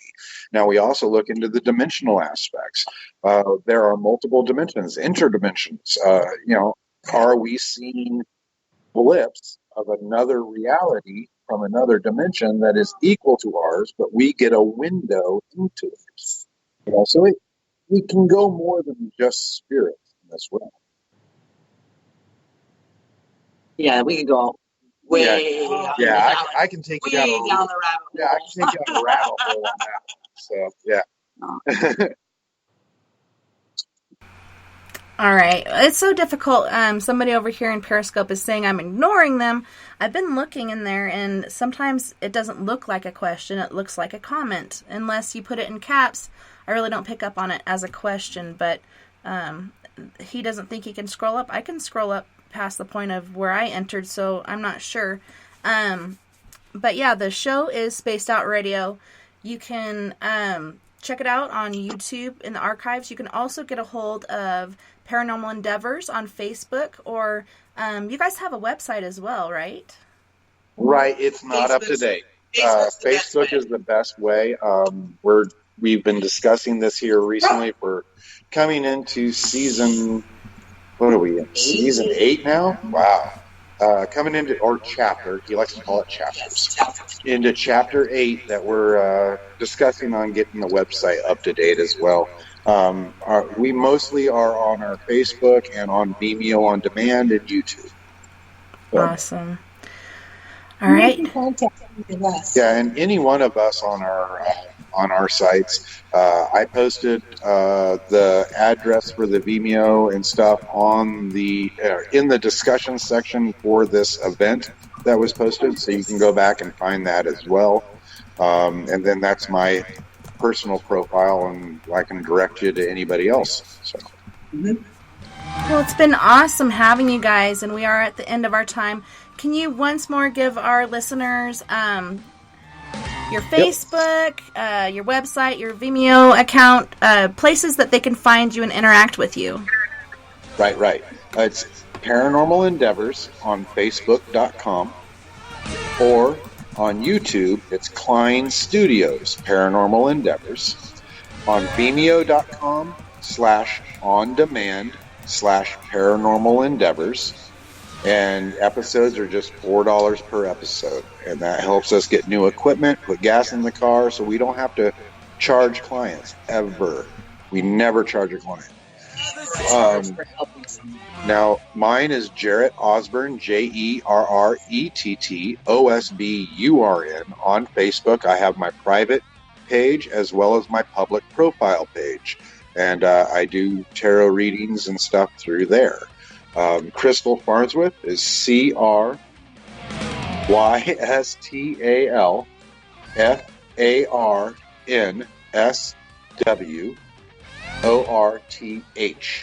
on Facebook.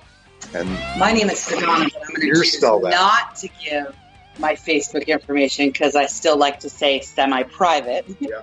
But if you reach out to the team and really want to make contact with me, trust me, they will make sure you can reach me. Yeah, I'm more of a public figure of the team, and Mom doesn't care either, so it's all good. Well, thank you so much again for being my guest this evening and joining us on Spaced Out Radio this evening. It was wonderful having you guys. Oh, it was our pleasure. Thank you so much. I hope to have you guys back sometime because I think we just hit the tip of the iceberg. Usually, yeah. So.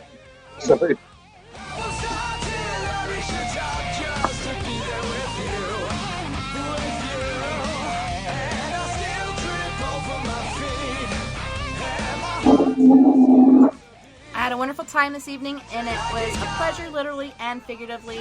Don't forget, we're all in this together. Together we can make the world a little better, and together, my friends, we own the night. Yay! Until next Thank you so time, much. night-night, love and light to all my space cases out there. You guys have a wonderful rest of your week and a wonderful week. If you'd like to join us for the Skype after party, the number is 970-335-9596. Thanks, Don. Oh, you're welcome. Sorry.